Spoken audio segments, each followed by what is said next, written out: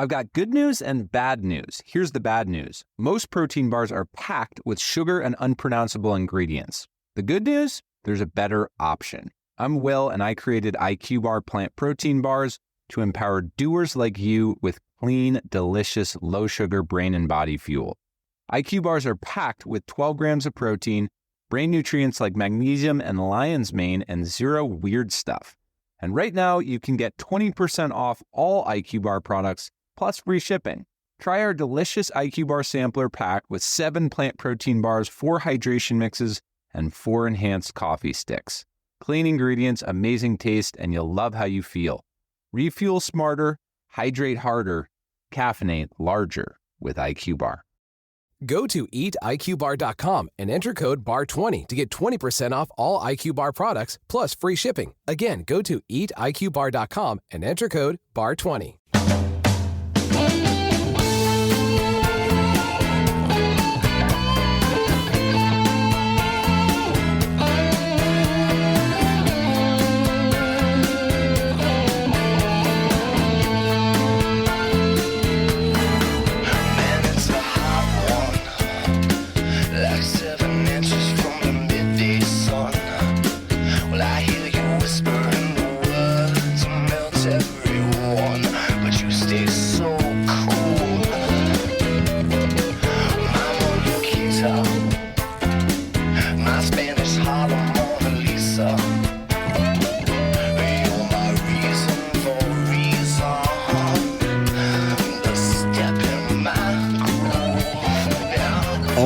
I know that you know this song from the album Supernatural. It was on this day 26 years ago, April the 1st, 2000, that Santana started a 2-week run at #1 on the UK album chart with the album Supernatural. It would go on to win. If you watched the Grammys that year, I was reintroduced to Santana some 25 years after I first became aware of him. Oya Kamova, right? Back in the 70s. Anyway, he was back in a big way. That song with Rob Thomas, one of the cuts from the album Supernatural, it would win Record of the Year and Song of the Year, and Santana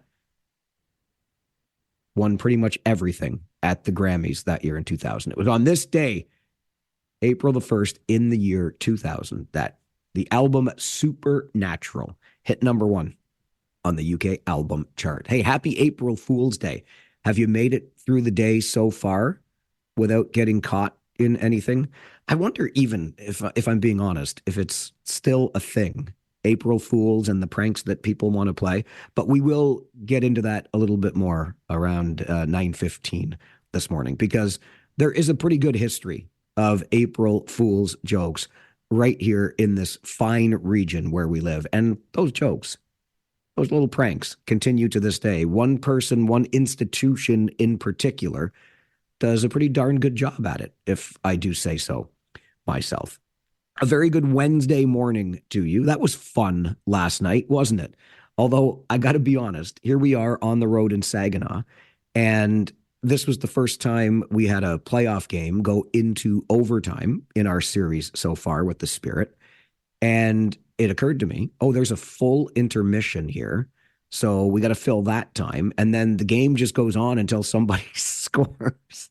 I thought, how late might we be here? Because I do have to get up for work in the morning, don't you know? Anyway, Luca Romano made sure I was well enough rested, I suppose, scoring just over 6.5 minutes into OT. And the Rangers, as I know you were hearing all morning on All News Mornings with Christine Clark and Mark Douglas, the Rangers now the proverbial stranglehold on their series with the Saginaw Spirit. I will add the royal we here, are up 3-0. And game 4 goes tomorrow night right here in Saginaw. Could we be coming home with brooms on the bus? We shall see. But that game tomorrow night, you will, of course, hear right here on your home of Kitchener Rangers hockey. Every day when we start this show, our phone lines are open to you. And I'm very pleased to report our crack engineering staff seems to have figured out the problem with our star 570 line. So if you usually use that and call us from your cell at star 570. Should be working again. You can also, of course, reach us at 519-570-2545 or 1-800-570-5715. Let's go to the phones early on this Wednesday morning. Doug is with us, and he's got something on his mind. Good morning, Doug. Good morning, Mike.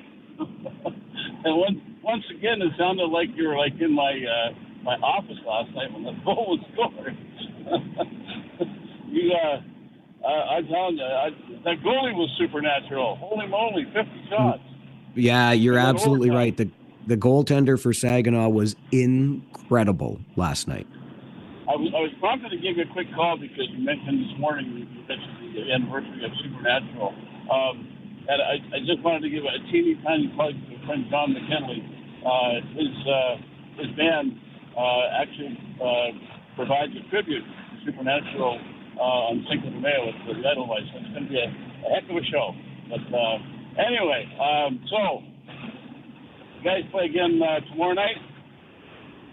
That's correct. Rangers play Game 4 tomorrow night. All right. Well, all I can say is I don't want to have to hear that Ranger cheer at home. I want them to see it over. So good luck to Rangers.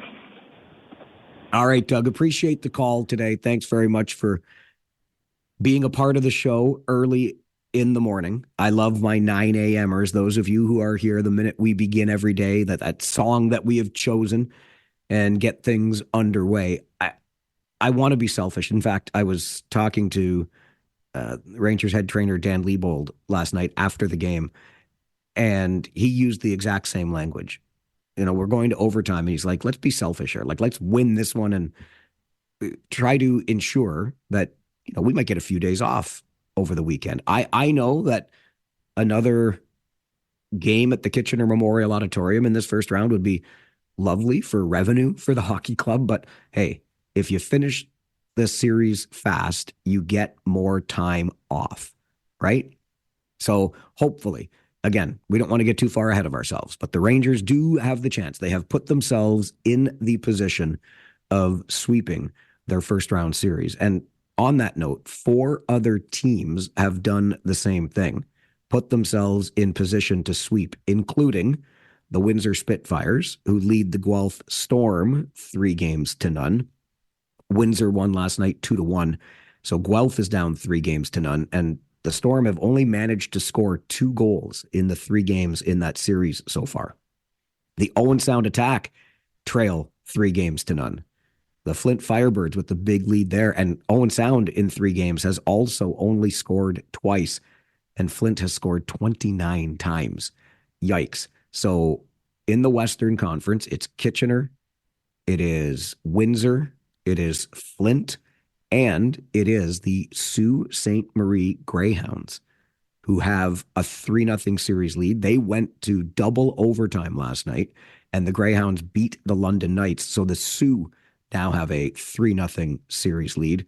And over in the Eastern Conference, the Ottawa 67s and the Brantford Bulldogs also have 3-0 series leads.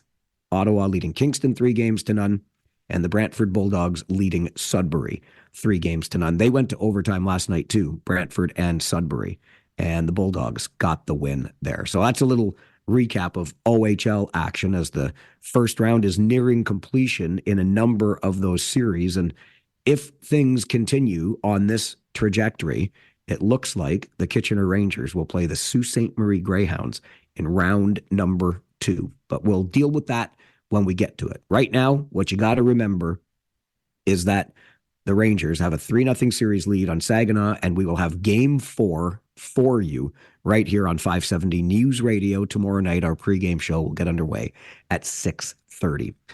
I got an email yesterday from Jackie, and I have a feeling that, this one, because she was talking about after school time. So when I got the email after 4 o'clock, it came in at the right time. My email was wonky yesterday. So if you emailed during the show, my apologies. I don't know what exactly was going on with it, but it wasn't working well. And I got a flood of emails after the show.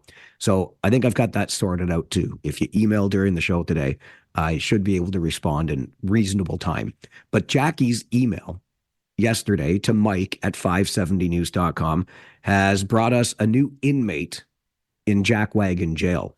Jackie's email says people are whizzing through the crosswalk at Blockline Road and Country Hill Drive at 3:45 p.m. while gads of kiddos are trying to cross the road with a crossing guard.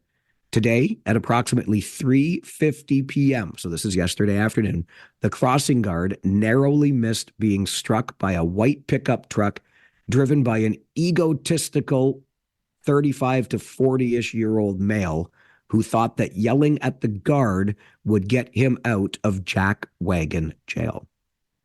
Jackie, thank you for the email.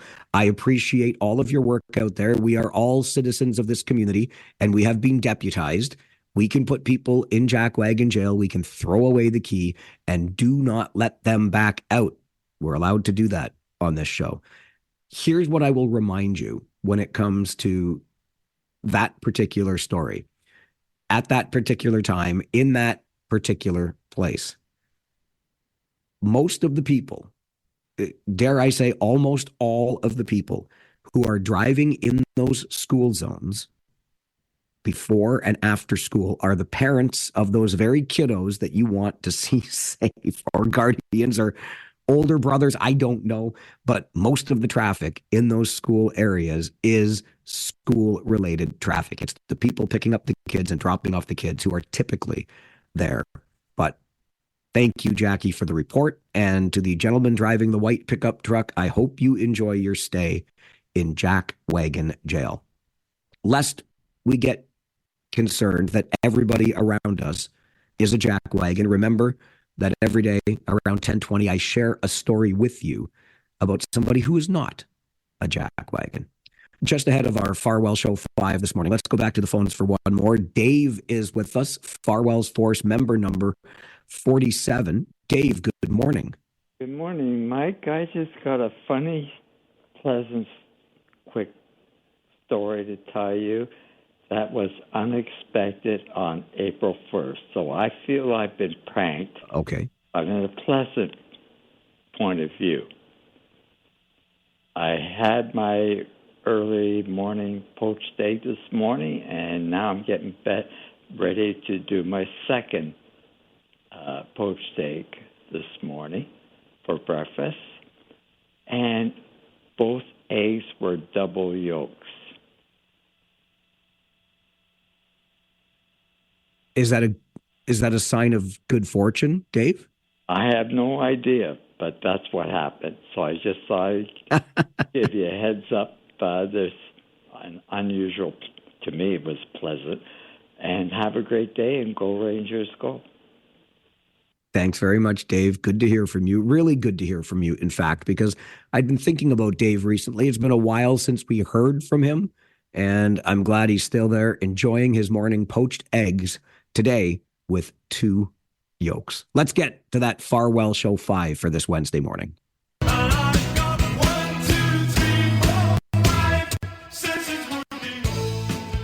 All right, we'll start at number 1, of course, and all that rain has prompted flood warnings around the region, including for Kitchener, St. Jacobs, West Montrose, Grand Valley, and Drayton. More rain is expected on the weekend. Number 2, humanity's first flight to the moon since 1972, set to get off the ground later today in a throwback to Apollo. NASA's Artemis 2 mission will send 4 astronauts on a lunar fly-around. 1 Canadian and 3 Americans will launch into orbit around Earth and then hurtle some 6,400 kilometers past the far side of the moon and around it before coming straight back for a splashdown in the Pacific. Canada's Jeremy Hansen will serve as the mission specialist for the 10-day Odyssey. Number 3 on your Farwell Show 5 this morning, Kitchener Mayor Barry Verbanovic has been appointed as the chair of the Federation of Canadian Municipalities Green Municipal Fund Council. The 2-year appointment is effective today. The city says the appointment positions Kitchener at the forefront of national conversations regarding sustainable infrastructure and climate innovation.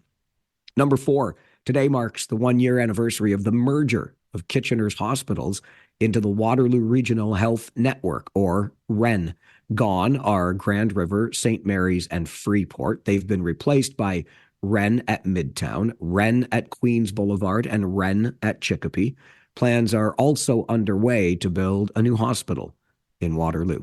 And number 5 on your Farwell Show 5 this morning, another anniversary today, and this one a golden anniversary as Apple turns 50.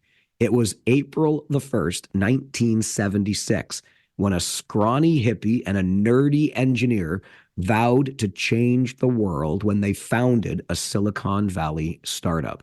Steve Jobs and his gadget tinkering friend, Steve Wozniak, signed a 2-page partnership document that created Apple Computer Company, a tech giant that now boasts a market value of $3.7 trillion.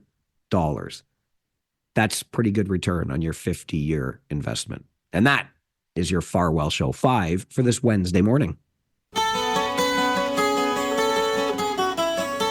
Bueller.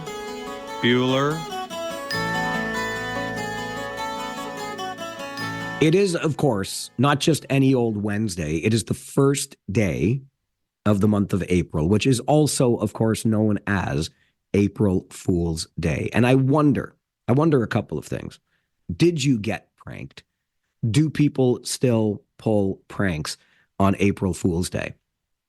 Our good friend David Marskell, CEO of the museum in downtown Kitchener, is up to his usual shenanigans. In fact, this was even sent to me via Instagram this morning. And I can't help but wonder if somebody got bamboozled by Mr. Marskell.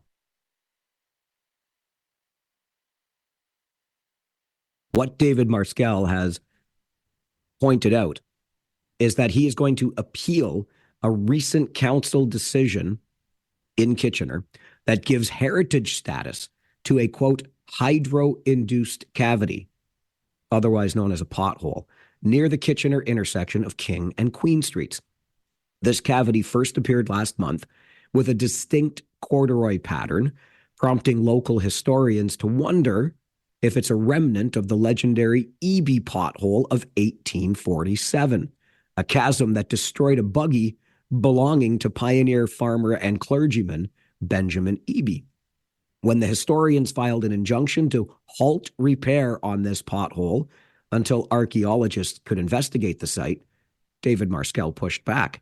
How many tires must die for history? He asked. How many hubcaps must fly? Adding that if Benjamin Eby were here, he would be on my side. That from David Marskell at the museum in downtown Kitchener. Make no mistake, okay? That is an April Fool's prank. But I like how David has always got his finger on the pulse of what's going on, because we have been pretty frustrated by potholes, right? And if we want to give heritage status to a pothole, we might just roll our eyes at this. It's an April Fool's joke. Don't be taken in by it. And Frank, who has taken to annually sharing with me the April Fool's stories he writes for his family, also keeping his finger on the pulse of what's going on. In order to help our region's water crisis, Frank writes, St. Mary's High School is going to install outhouses and close the washrooms within the school. That'll cut down on water use, don't you know? And Ontario Premier Doug Ford plans to expropriate Bingamans. Yes, Bingamans, our wonderful property in Kitchener, so that Ford Nation can be built with Ferris wheels and all kinds of other amusement rides for us to enjoy. Bingamans is not going to be expropriated, and the washrooms will remain open at St. Mary's High School. But according to Frank, and according to David Marskell, who wrote about the pothole that's going to get heritage status, those are some things that are being pranked April Fool's wise today. There is actually a pretty good history of April Fool's pranks that have been played in this community and from local broadcasters. And I don't want to brag, but I think I pulled off a pretty good one about a decade ago. I'll share that with you, and some of the other ones that have been used over the years including from our great friend George Michaels, who was the longtime morning man on Chime 96.7. And if you have an April Fool's prank that has always stood out, it stands the test of time, would love to hear your story. We'll share them coming up. The April Fool's pranks that caught us, one of them perpetrated by yours truly. This is the Mike Farwell Show on 570 News Radio.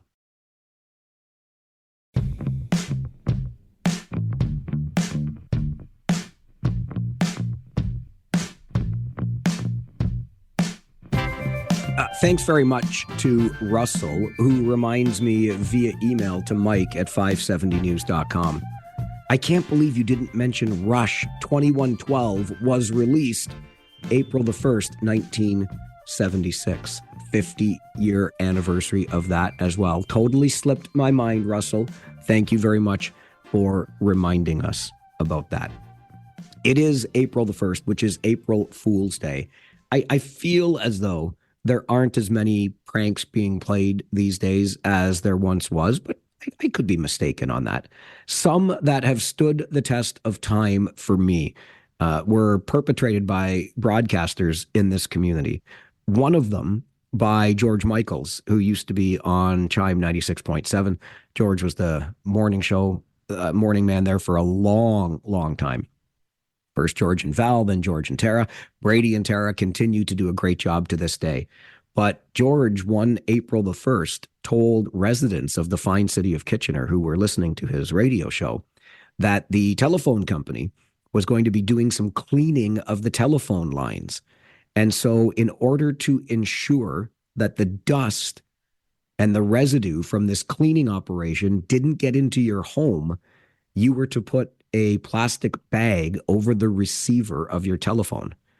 I know I'm getting into old-fashioned technology here. When we had landlines, phones at home, not like cell phones, but yes. So people were covering the speaking ends of their telephone receivers so that they wouldn't get dust coming into their homes when the telephone company was cleaning the lines. There was also another prank pulled, and I'm pretty sure this was by Cool FM back in the day in Waterloo. But they made the claim that there was a new Canadian coin coming out to replace a bill. So, we've got the loonie and the toonie, right? Instead of the dollar bill and the $2 bill. But the radio station back in the day said there was going to be a new $5 coin coming out, and you could get it today for just $2 if you went to the bank. So there were lineups. The banks actually called and said, you got to stop this because people are lining up to get their $5 coin for $2. Like, come on. Talk about a 250% return on your investment immediately, right? I would have emptied my pockets to buy those $5 coins for $2. That one was pretty funny. And actually, it's probably it is more than a decade ago now. Whatever. Anyway, I was working on a morning show in town, and we decided to play the prank of a new roundabout being built at King and Victoria Street in downtown Kitchener. And it took off like wildfire, but there was a twist to it as well. I claimed to have discovered this while attending a meeting at Kitchener City Hall. And when the person I was meeting with had left the office for a moment, I noticed a report on the desk. It was, partially revealed. So I peeked at it, and then I saw the plans for this roundabout that was going to be built at King and Victoria, right in downtown Kitchener. And we had about as many people upset that the roundabout was going to be built as we had at me for snooping through somebody else's papers on their desk at Kitchener City Hall. None of this is true, okay? If the phone company cleans the phone lines, dust doesn't come into your home through the telephone receiver.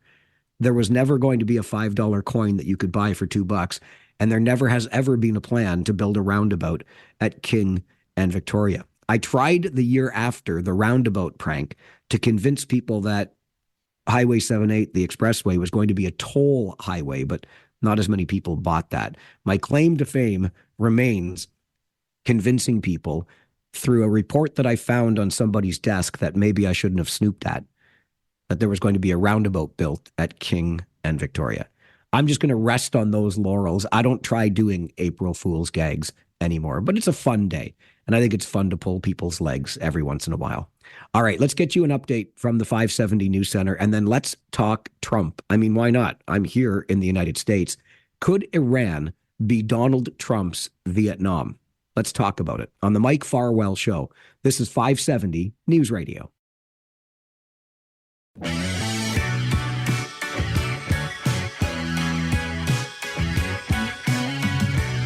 Well, it was an idea floated by one of you just a few days ago during a conversation on this show. Could U.S. President Donald Trump be headed down a historic path? And by historic path, I mean, could something from history be a cautionary tale for U.S. President Trump when it comes to his invasion of Iran? No end in sight. He wants it to be. He has pledged it will be a quick war. But isn't that sort of what we heard decades ago when the U.S. entered Vietnam? And from our conversations to something written by an emeritus professor of history from the University of Toronto, Ron Prusen joins the show. Ron, good morning. Good morning. What are you seeing currently from U.S. President Donald Trump that you think might give some of his supporters, even his most ardent supporters, pause? Well, in particular, this frequent pledge that goes back even to his first term, his first run for the presidency in his first term, that criticism of forever wars, the war in Iraq, the war in Afghanistan, and that he would never have gone into those conflicts that would have dragged on and become the sort of quagmires that many of his supporters understandably were concerned about. His pledge not to do that, which was absolutely repeated in the 2024 election, seems to have been turned on its head, as any number of things have been turned on their head by Trump at this point. And the war in Iraq, the most blatant example of that. There have been others too. What went on with Venezuela, for instance, is certainly another example. But Iraq is the most dramatic example and potentially the most dangerous example for the United States, but in this case, for the world as a whole, given the economic consequences. Well, and speaking of the economy, jobs numbers aren't great, and it appears as though President Trump's tariff strategy is not exactly working out as he planned. Yeah, exactly. And, in many ways, what's going on right now with the war in Iraq is the most dramatic problem that Trump is having to deal with in terms of a record after barely a year in office again. He had a set of accumulating problems. The jobs report in February is certainly an important example. The problems with tariffs not working and not producing anything like dramatic economic growth of the sort that he promised would take place virtually instantaneously. And there is always, of course, that continuing lurking presence of the Epstein files, which led any number of people to think about the war in Iraq as an effort at distraction. I think it was more than that, but it's not as if there might not have been some hope for distraction too. A lot of problems, but I don't think any of them quite in this moment, at least, and for at least presumably the next couple of months, if we're lucky, none of them as dramatic as the war in against Iran at this point. If we're lucky, it's over in a few months, is what you mean, I think, right? Yeah, if we're as lucky as we're going to get, sure.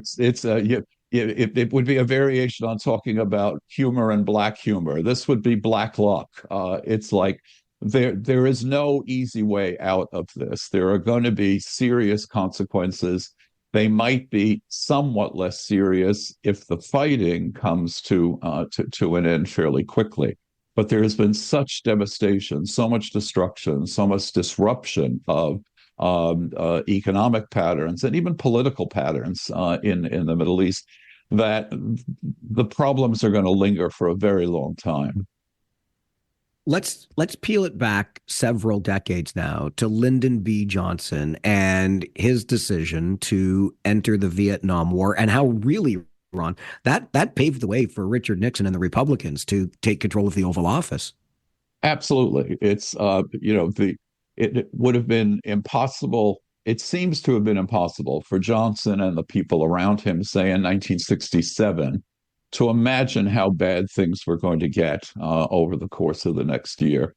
And Johnson began 1968 presidential election year, certainly assuming he was going to run for re-election because he'd only won one election in his own right in 1964, even though he'd been in power already in 1963 after Kennedy's assassination.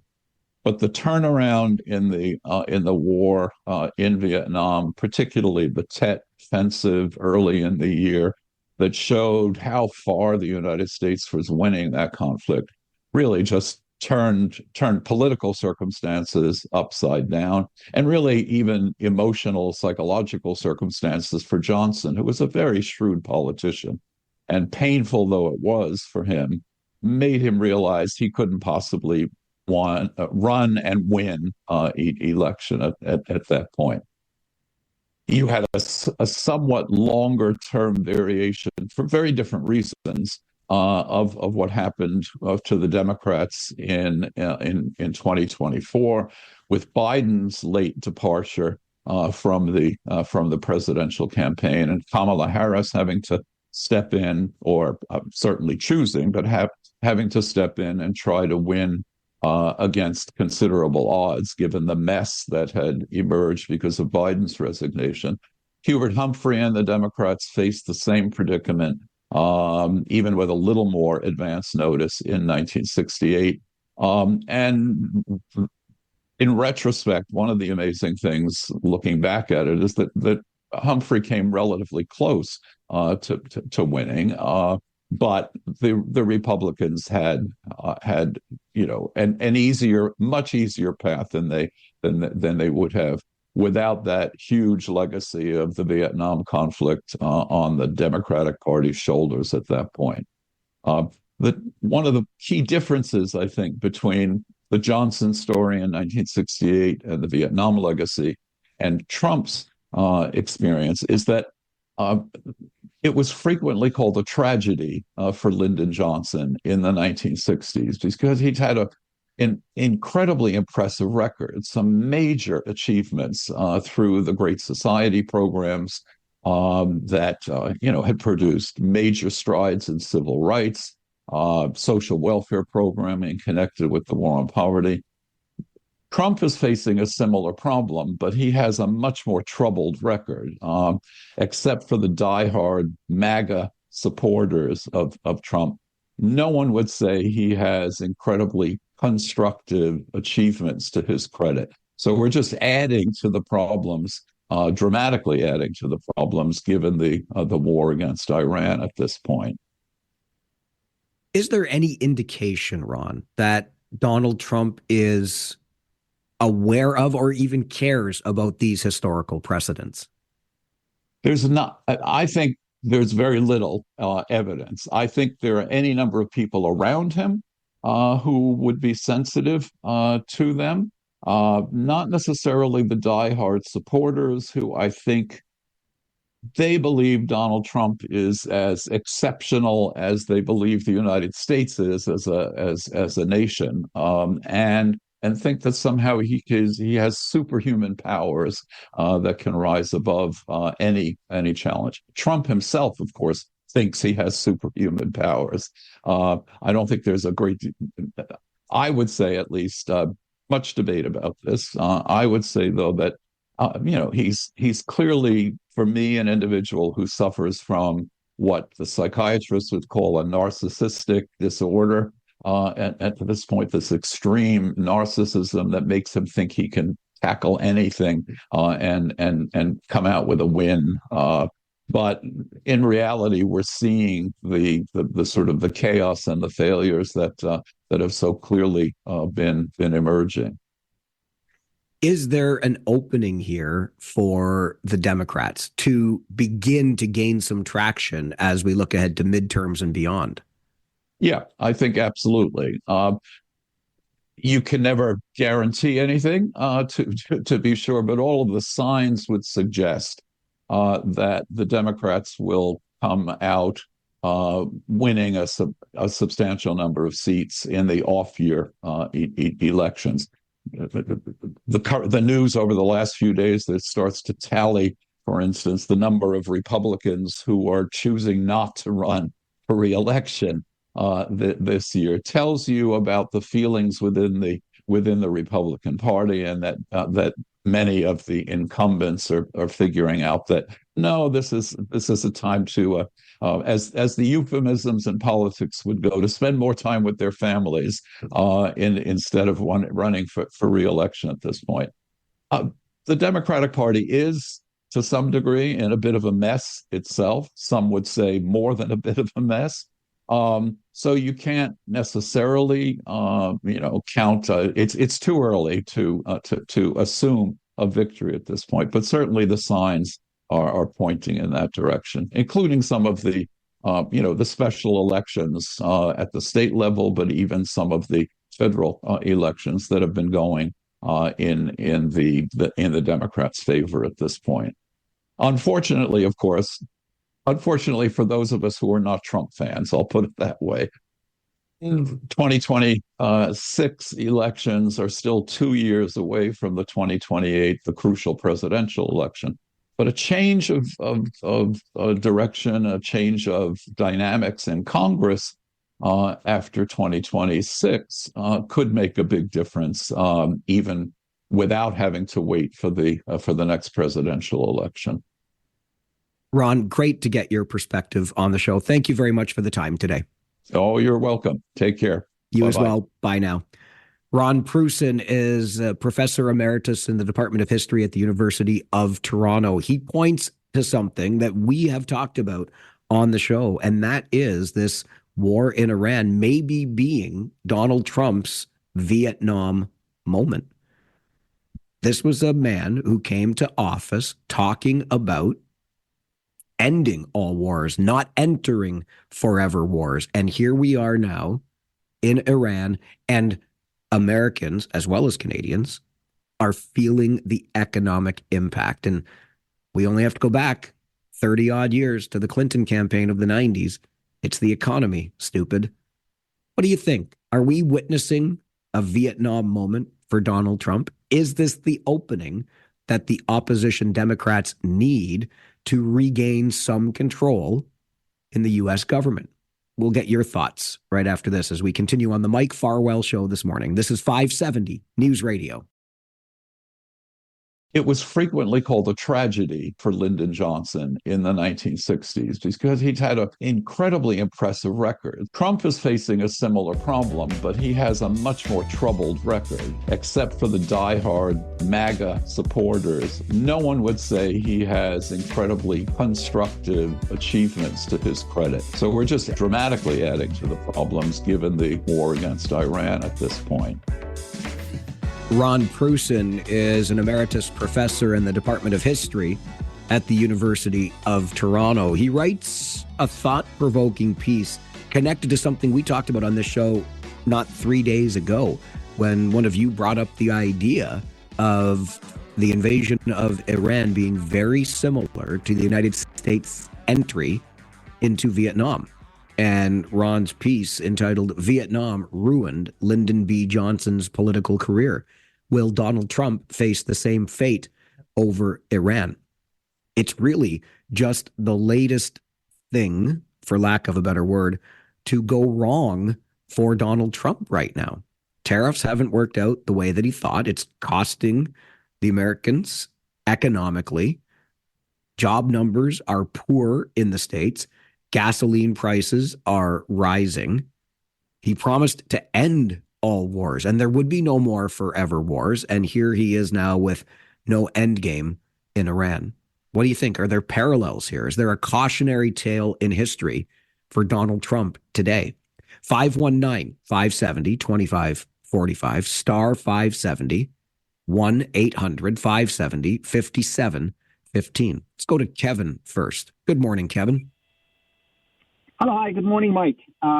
Let me give you my perspective of this. I was born and raised in Iran. I was there until the age of 16 before I left Iran in 1985 and coming to Canada.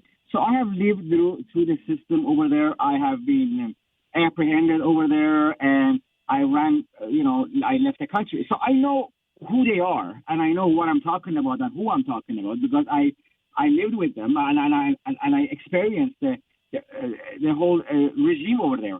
Well, here is the thing. They are similar with Vietnam situation right now. However, this is worse, and I'm going to tell you why. Because every war that USA has been involved has been political. For example, in Vietnam or in Venezuela, dealing with the government, dealing with the politics. This is different. You are fighting with a religion. So this is not a normal, typical political that you go, you topple the government, you kidnap the president or prime minister and, change the government. They're not. These people, I don't know if you watch the series Vikings, these people are like Vikings. They have grudge. They are not normal people. They are just the kind of people. This is a very, very dangerous war. And USA thinks this is easy. We're just going to go through, cut the butter, No. So they are fighting a religion. You see how the Houthis now joined the Iran right now? More Islamic government, now Chechen government is telling that they're going to send troops. So this is not just fighting with Iran. This is not just a political war that Donald Trump thinks it is. You are fighting with a religion. So it's same as if a country gets in war with Catholics around the world. So all Catholics around the world is going to grab their guns and they're going to, fight because it's a religion. So this is going to be nasty for USA. And you will mark my word, Mike, you will see how USA is going to get his tail out and run away from there because this is not a simple war as you think to, just to go topple the government. You see that they killed the supreme leader? No problem. They killed all the generals? No problem. They have millions of others. Right now they have 1 million soldiers on foot waiting for American soldiers. You know what 1 million foot soldier means? I mean, God bless America. I hope, God save them. This is a very dangerous war. Kevin, I appreciate the call and the perspective and just this idea of the United States leaving with its tail between its legs. We know certainly that that is not an image that Donald Trump will ever portray. So what does the exit strategy look like if it comes to that, so that the U.S. president can save face and be seen as having accomplished what he set out to accomplish when this invasion began about a month ago now? It's a very interesting time. I really do think there are parallels to Lyndon B. Johnson's political descent after Vietnam, which gave rise to Richard Nixon and the Republicans in the White House. And that old saying, I think, really holds true in this regard. Those of us who fail to learn from the mistakes of history are doomed to repeat them. And it seems as though Donald Trump is repeating an historical mistake in this context. We shall see. Time will tell, but it doesn't help that the economy is struggling right now. It shed more than 90,000 jobs in the last jobs report stateside, right? There's all of the conflict and concern around the Strait of Hormuz and oil. And I know Donald Trump can talk all he wants about buying American oil and having everything they need domestically, but this is messy right now. And I don't know what the resolution to that mess, the cleanup of that mess, looks like. I've been paying as much attention as I can while here in the States, but it's not like I have time to go sit around coffee shops and engage in political conversation. So I'm here on a working sports trip, if you will.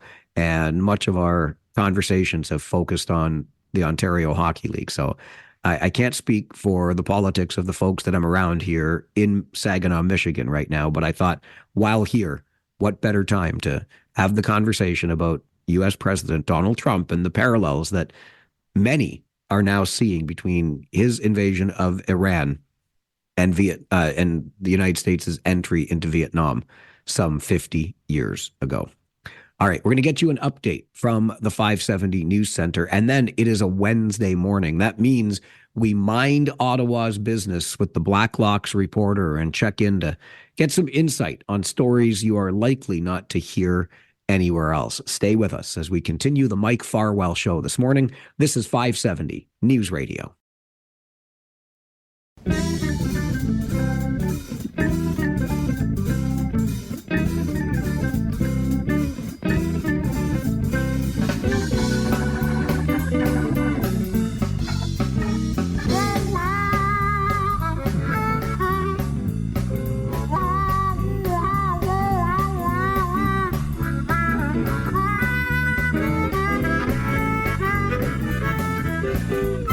Every Wednesday morning at this time, immediately following our 10 a.m. update, we check in with our friends in Ottawa at the Blacklocks Reporter, the nation's only reporter-owned and operated newsroom covering our nation's capital. The managing editor there is Tom Korski. He joins us for these weekly chats. Tom, good morning. Good morning, Mike.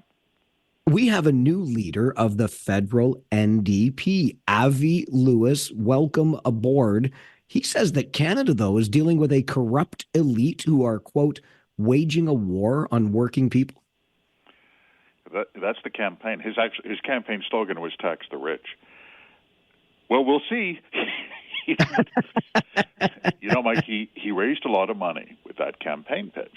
He did, by New Democrat standards, really.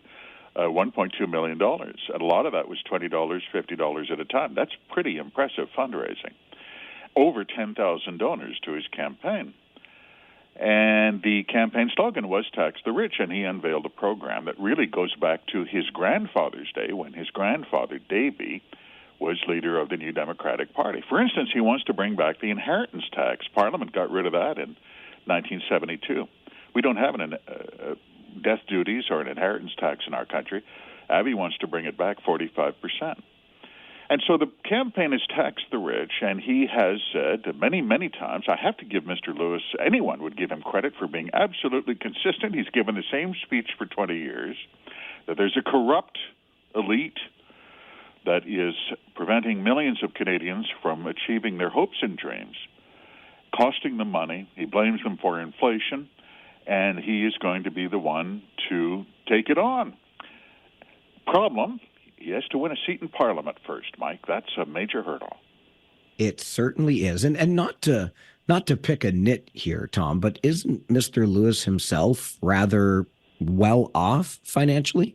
I think the family, going back to his father, former United Nations, lived in Manhattan, former United Nations ambassador for Canada. We understand Mr. Lewis has enjoyed the experience of a private education. I think that's great.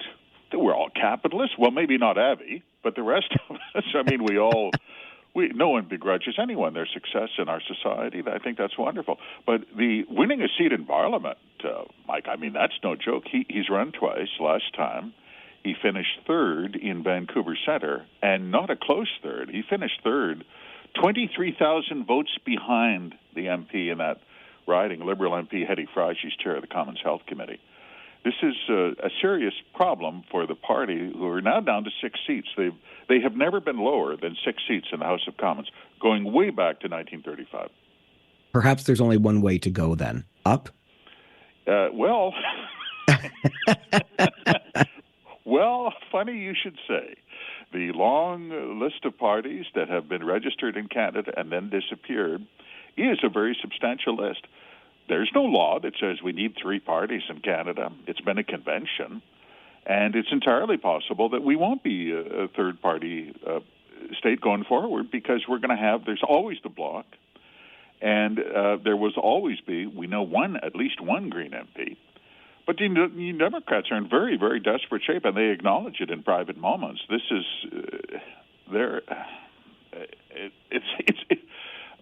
Mike, the number of parties that have gone from official opposition to 6 seats in the House of Commons to come back, it's never happened before.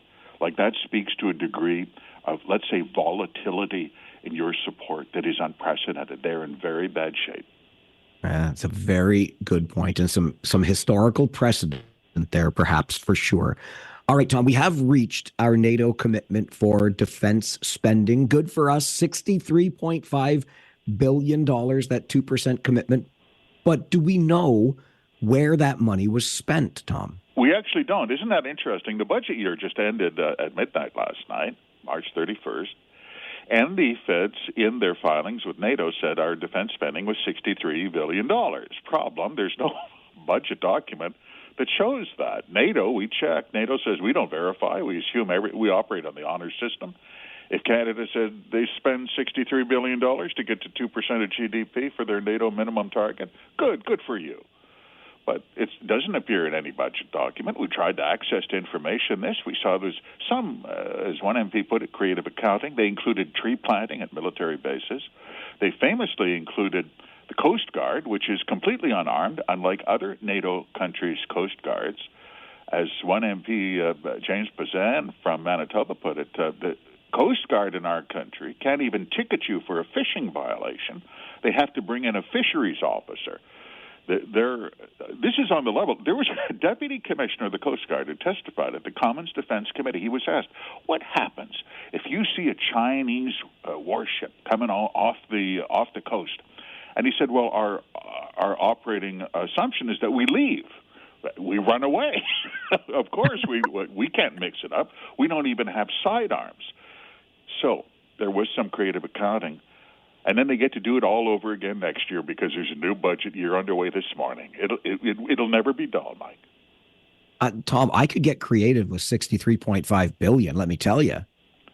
Well, I planted a tree here. There's a lifeboat there. I mean, they include pensions, veterans' pensions is included in national defense spending. This is the complaint, is that there have been MPs and senators say, look, if you want to meet 2%, exactly what you said, good for you. But it has to be about military preparedness and actual security. It can't be completely an exercise in creative accounting, because eventually that's going to catch up with you. Ask anyone who's ever tried it in the private sector. Amen to that. Okay, we have a renewed approach, Tom, to strengthen the CBC. Do tell. Unfortunately, it's secret. Come on, Tom, tell me all your secrets. It's true. The cabinet came up with a secret plan to save the CBC. We knew about it. We filed an access to information request for it. This was marked as secret. There's no embellishment here. It says right on it, secret, on the cover page. And it runs to 22 pages. And it is no less than, I quoted accurately, elements of a renewed approach to strengthen Canada's national public broadcaster and modernize the entire network. And 21 of the 22 pages are completely censored as cabinet confidences. Now, if you had a plan to save the CBC, why would you want to keep that secret from John Q. Sucker taxpayer, who, by the way, this year will pay $1.6 billion parliamentary grant to the CBC? That's a record.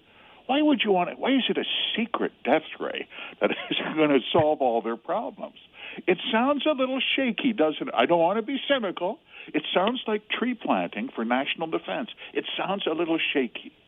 It doesn't have much firm ground beneath it. $1.6 billion. And for that, well, I think we all have a feeling as to what we have received for that. Okay, I need to check in on one more before I let you go today, because it's a beautiful, by the photographs I've seen, historic site in Saskatchewan dating back to the 19th century on our wonderful prairies. Parks Canada, though, has a different idea for this site. Speaking of secret, they didn't announce this. They just tabled it in Parliament. It's called the Motherwell National Historic Site. Anyone who's ever driven through Saskatchewan, it's northeast of Regina. And it's a very pretty farm. It's a very handsome property. And it was built by hand by a man named William Motherwell. He was Saskatchewan's first Minister of Agriculture, became federal Minister of Agriculture in the 1920s. So it was a two-termer. And they made this a National Historic Site 50 years ago, Mike. and was really a tribute to the sod busters. This was property that was settled by Mr. Motherwell in 1885. So really, this is before Saskatchewan was a province. Problem. Not good enough for Parks Canada. So they came up with a report, and they want to turn this monument to prairie homesteaders and hard people and hard times. Look at what they built. They want to turn it into, instead of reimagining it, I quote them accurately, to speak to inequities on the prairies, really grievances, and in particular by Indigenous people and other colonial settlers.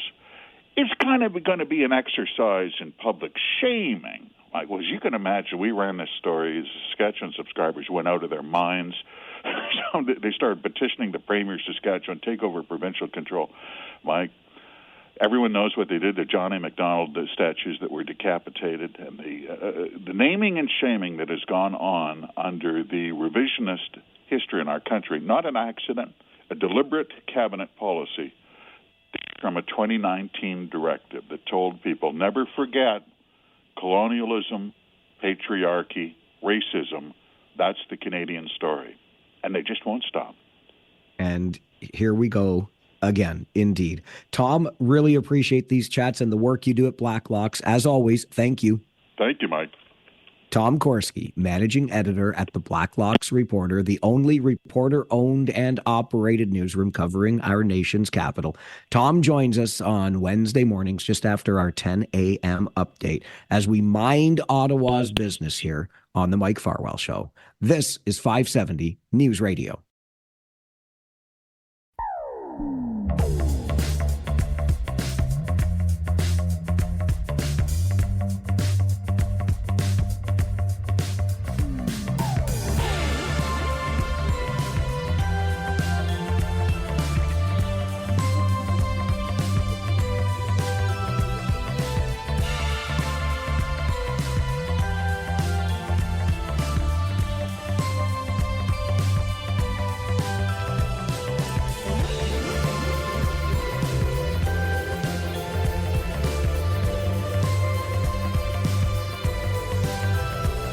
We got an email yesterday from Jackie that I shared with you at the beginning of the show. And Jackie encountered somebody yesterday in a school zone driving like such a jackwagon that Jackie said, you know, this person needs to go directly to jackwagon jail, throw away the key, do not pass go, do not collect 200, do not let this person out of jackwagon jail ever. It's why we have jackwagon jail. It's an opportunity for us to vent about things that are bothering us. We get them off our chest. We get them onto the air. We feel a little bit better about that. And honestly, if we look around, we can spot the jackwagon pretty easily. Most often those jackwagons are on the road, but sometimes they're, taking up the whole aisle of the grocery store or taking more items than they should to the express checkout, all kinds of things like that. But we also like to take a moment on this show to remind you that not everybody is a jackwagon. So every day on the show at this time, we will fill your soul with a good news story that reminds you that not everybody is a jackwagon. And today's story comes to us from the Red, White, and Brew. See what we did there? The Red, White, and Brew Coffee House in Warwick, Rhode Island. And I'm wondering if you can figure out how this story ends. You see, the Red and White Brew Coffee House is co-owned by Sheila Coyne and her son, Michael. Michael has autism and ADHD, but he interacts very well with the customers and he keeps a tip jar near the cash register. Now, I'm going to let Sheila and Michael tell you the rest of the story, and let's just see if you can figure out how this one ends. You know that we always like to share some happy stories and be upbeat, but something happened yesterday that we thought we would share because it's a story worth telling. And Michael learned a lesson yesterday. He, in the afternoon, was out front cleaning, and he went back to the register and realized that the money from his tip jar had been taken. They left like a couple of ones, but he was deservedly, he was upset by that. And we tried to just, not talk about it and move on. But it really bothered him. And why don't you say how it made you feel? Just made me feel like, why would someone want to steal money from someone who doesn't even get a paycheck? Okay, so full transparency, Michael and I don't pull a paycheck from the business. We're still building it, and the only money he does get is the cash tips. We don't do tips on credit cards because I feel like we're in a world where we're over tipped. I order a pizza online, they want a tip. It doesn't matter where you go, we're tipped, and I don't feel like that's appropriate. So we don't collect tips on credit card transactions, but if somebody is paying with cash and they want to leave a little extra for Michael, that's what it is. So, it may have only been $15 yesterday, but it was the $15 he was going to use to go out. So he was sad, he was disappointed, and I think it felt worse because we feel like this is safe space here at our cafe, and it's really homey, and I think it felt like more of a violation. So let's turn this into a positive. The police department investigated. Evidence is a little inconclusive. The video is kind of grainy. However, what they did do this morning was a couple of the guys helped Michael do a new tip jar. Say how this new and improved tip jar is helping. No one can actually reach in and grab stuff anymore. Yes, which we should have probably done before, but we live where everybody is good. Yeah. And that's not what happened. So we're moving on, but we just want to let people know that stay vigilant. There are bad people. Thank you for everyone that comes in here and is good to Michael. One bad apple doesn't ruin the whole story. Nope. And we're all going to learn from this. But thanks to our police for coming in and lifting his spirits and helping him with a new tip jar. So as always, be kind. And be brave. Sheila and Michael shared that video on the Facebook page of the Red, White, and Brew Coffee House. Any guesses as to what might have happened next? Of course, the video goes viral, right? And it starts going viral thanks to the town's mayor who shared it. The next thing you know, people were coming to the coffee shop just to give Michael a tip, including a lady who paid $100 for a latte because her own son has autism. And before you knew it, Michael had $1,400 just in tips. His mom says, had someone not taken that money, Michael would not have gotten to see all the good in people. And so we are reminded that not only is not everybody a jackwagon, but sometimes it takes a jackwagon to bring the rest of us non-jackwagons out from under our covers, right? Because a lot of times, see, the people who are doing things that are not jackwagon-like or jackwagon-esque tend to do them in the shadows. They're not trying to draw attention to themselves. But in this particular case, after Michael's tip jar was raided, people decided to come forward and fill that tip jar with $1,400. And that is your daily reminder on this show that not everybody is a jackwagon. We will share a story like this around 10:20 every day on the show. And if you know somebody who is not a jackwagon right here in our own community, we are always happy to hear those stories and share them as well. You can reach me anytime via email. The address, of course, is mike@570news.com. And maybe we'll just share that story of the non-jackwagon in your life, or the non-jackwagon that you know. Not everybody is a jackwagon. Every day around 10:20 here on the show. Still to come on this show today, it is a Wednesday. That means our good buddy Blue Jay Hunter will be here. It's just his second appearance of the season because the baseball season has just gotten underway. We had Blue Jay Hunter on last Wednesday morning to get us ready for the opening weekend of the baseball season with our Blue Jays, and we all know how that went, right? An opening weekend sweep. So Blue Jay Hunter joins us at 11 this morning. At 11:30, just over an hour from now, a lawyer is arguing that it was overly punitive for regional police to charge the parents of a cyclist who was hit by a truck because the cyclist, 12 years old, was not wearing a helmet.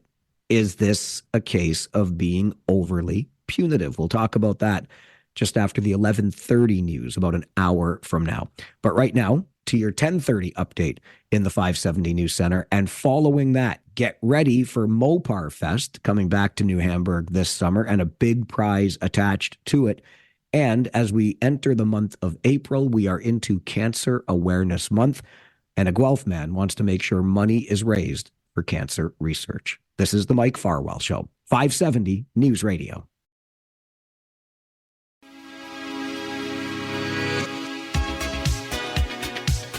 This April the 1st marks the beginning of Cancer Awareness Month, and the Yellow Moon Mouse Children's Campaign Publishing Organization has a new book that is part of an adventure series in support of sick children fighting childhood cancer. The author behind this and many of these other books, Dennis Shear, joins our show this morning. Mr. Shear, my friend, good morning. Good morning and congratulations, my friend. One to go, eh? One to go. And I know you being from Guelph, you might be feeling a little bit run down by those Windsor Spitfires, eh? No, let's get this right. I was born and raised in Kitchener. I worked in Kitchener. So I'm kind of on the fence. You know, I'm going to get a hockey shirt made up, half Rangers, half Guelph, I think. That would work. But I've always been a Ranger fan, and naturally I do cheer for Guelph as well. But, you know, my heart is where it is. I was born and raised in that city, and, you know, I still spend a lot of time over there. So, yeah, I'm rooting for them. Guelph's having a hard time. I don't think Guelph's going to get too far, unfortunately, but that's the way it is. The city of Kitchener has certainly captured my heart as well. From the moment I came out of the womb there at the old St. Mary's Hospital, we call it Wren at Queens Boulevard now, but I digress. That's an entirely different story. The story we want to talk about today, Dennis, is your latest, called 100 Pucks. Yeah, it's a new book that we've just started, and I'm in the middle of working on that right now. We have our illustrator working on it, and as soon as the illustrations are finished, we'll have that book put together, and it's going to be coming out, and I hope it's going to be out for August, probably for September. It's a picture book, but it's based on the true story about a boy named Michael who was always trying out for the rep hockey teams. He was a goalie, always wanted to be a goalie, but he kept getting cut. Mom and Dad finally took him out of town to another town to try out, and he made the team. Long story short, they went to the championships in the springtime, and they won, and he got a 4-0 shutout. So that's what's coming up. I love it. And, you know, I bet you a lot of hockey parents, hockey families can relate to a story like that. There always seems to be some politics involved in the game somewhere along the line, doesn't there? Yeah, well, I don't want to get too far into that, but there was a lot of politics involved. Unfortunately, both coaches had their sons playing goal.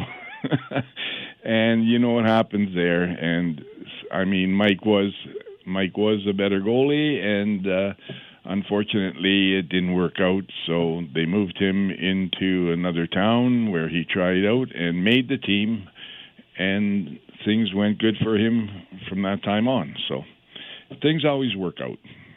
I mentioned at the outset, Dennis, that we are now into Cancer Awareness Month, and you have been writing these books for years now, all in an effort to support childhood cancer charities. How has this effort gone for you over the years? It's going really well. we're increasing our sales every year. Naturally, we're getting more exposure, and thanks to people like you getting us on the shows, we get a lot of exposure from that. And now the libraries right across Canada have picked us up, and so that's helping a lot. I just want to say this year, 2 weeks ago, we donated $12,550 to the charities that we support. And as well, at Christmas time, we gave out 420 books to Toy Mountain in Kitchener. So, yeah, things are going well. And like I say, we've got a new book out right now, Blake and Logan at the Farm, which came out this past about 3 or 4 months ago, maybe. And we're marketing that right now, waiting for the hockey book to come on board. And as well, I auditioned for Dragon's Den this past Saturday. And I'm hoping that might turn out, but that's a long shot. Maybe 5% of the people that audition for that get a shot at the show, but we'll wait and see what happens. What was that experience like for you, auditioning for the Dragons? We didn't audition for the Dragons. They aren't at the auditions. They have people there that you audition to. Fortunately, I got the person that I wanted. I auditioned to Molly Middleton, who is the Chief Executive Director and President of the Dragon's Den marketing and all that stuff. And I got to present to her, which was pretty big deal, really, and so she got our information, got our message, and I'm just hoping that she'll take it to the next level. But it's hard to say. You mentioned, Dennis, that $12,500 raised, and I want folks to understand that this is good old-fashioned grassroots elbow grease. Not only do you write these books and get them put together so beautifully, but you are out there at virtually every market, every festival, any place you can get to, all by you and your lovely wife, of course, but you're working so hard just on your own, making sure these books get into people's hands and you can raise this money. Yeah, we do a lot of that. Well, without Joyce, I couldn't do this at all. It's just that way. She holds down the fort here pretty much. As well, she looks after me because she have you looked at your calendar lately, sort of thing, and she just gets me squared around quite a bit, but she sure does a lot behind the scenes. So it's not just about me. I personally go out and do anywhere from maybe 75 to 85 markets a year as well. I market to the libraries. I spend a couple months out of the year on the phone. Usually March and April, I'm on the phone to the libraries. I phone every library across Canada one at a time. It's the only way to get to these people. It's the way you got to do it, because you got to talk to them. You just got to talk to them, and they're so kind and they're so generous. And when they hear the stories and everything else, they get on board right away. So I get big support from them. Is there any place we will find you in the near future, Dennis, so we can get our hands on one of your great books? I am going to be in Burlington this Friday for an Easter market at the Holiday Inn with Artisan Bazaar. And then next weekend I'm in Paris at the Maple Syrup Festival at the Paris Fairgrounds. And I haven't got my calendar in front of me, so I know I'm going to Bradford very soon, up to Barrie. I'm doing some big markets up there. It's like, sometimes I just throw a dart at the calendar and say, okay, that's where I am. But I'm all over. But yeah, Burlington this weekend at the Holiday Inn, and Paris at the fairgrounds next weekend. So we're busy. It's a little bit like being a rock star, Dennis. You have to remember where you are when you welcome the crowd to whatever city that you're in. Well, back in the early 60s, I was on the road with a rock band, actually from Cambridge, the Fables of Fate. I was on the road with them for about a year and a half, 2 years, so I know what that's all about, too. Absolutely. This is all old hat for you. Oh, yeah. But it's, the reward here is giving out that money when I write those checks out. And by the way, I have a check for you for $2,000 when you get back, so we'll make arrangements for you to pick that up. And that will go to your charity, Naturally Cystic Fibrosis Research, and we will do that. Well, Dennis, you have been a longtime supporter, and families who are living in our community with cystic fibrosis certainly appreciate it. Love the work that you do, my friend. Keep it up, and I look forward to our next chat. Yes, definitely. As soon as this hockey book comes out, I'm going to give you a shout, because we'll be getting down towards September. And as you know, September is Childhood Cancer Awareness Month. So this book will be coming out right at the right time. Hockey season will be starting. We'll be promoting for that month and getting things going again, ready up until Christmas. So I'm sure this hockey book is going to do very well. I've already got about 350 to 400 pre-orders already for this book. And that's amazing. Yeah, I think this is the one that's going to put us over the top, actually. I'll make a note in my calendar, and we'll make sure that you're back to talk more about it. Well, thank you so much, Mike. And look, good luck with the next game. I'm sure you guys are going to do it, and look forward to seeing the next round. Thanks, Dennis. We'll talk again soon. Be well. Thanks for having us, Mike. Have a great day. You bet. Bye-bye. Bye-bye. You too. Dennis Shear joining us, a children's author who has raised thousands of dollars for various charities, most of them centered around childhood cancer. He has also supported for many years our Farwell for Hire fundraising in support of cystic fibrosis research. He's got a new book coming out telling the story of a young goaltender who had to leave his hometown and find another center to play in so that he could get the playing time that he richly deserved. And all of these books support various charities. I'm telling you, this guy is unstoppable. I don't know where he gets the energy, but out of Guelph and to points all around this province, ensuring that those books get to every book fair, every book sale, every festival, and he can raise money for charities across this province, across this country. We'll take a break. When we come back, Moparfest coming back to New Hamburg for another summer, and there is a big prize attached to it this year. We'll tell you all about it next on the Mike Farwell Show. This is 570 News Radio.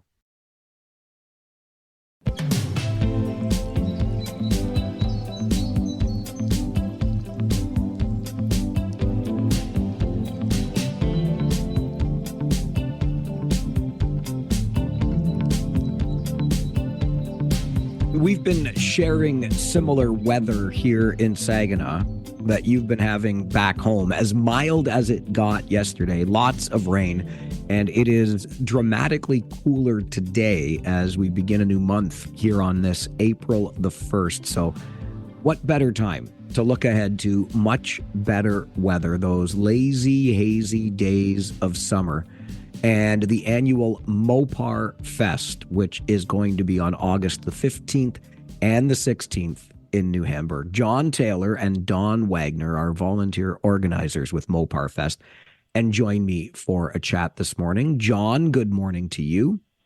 Good morning to you, Michael, and good morning to Don. We're all in different locations and actually in different countries, I guess, Mike?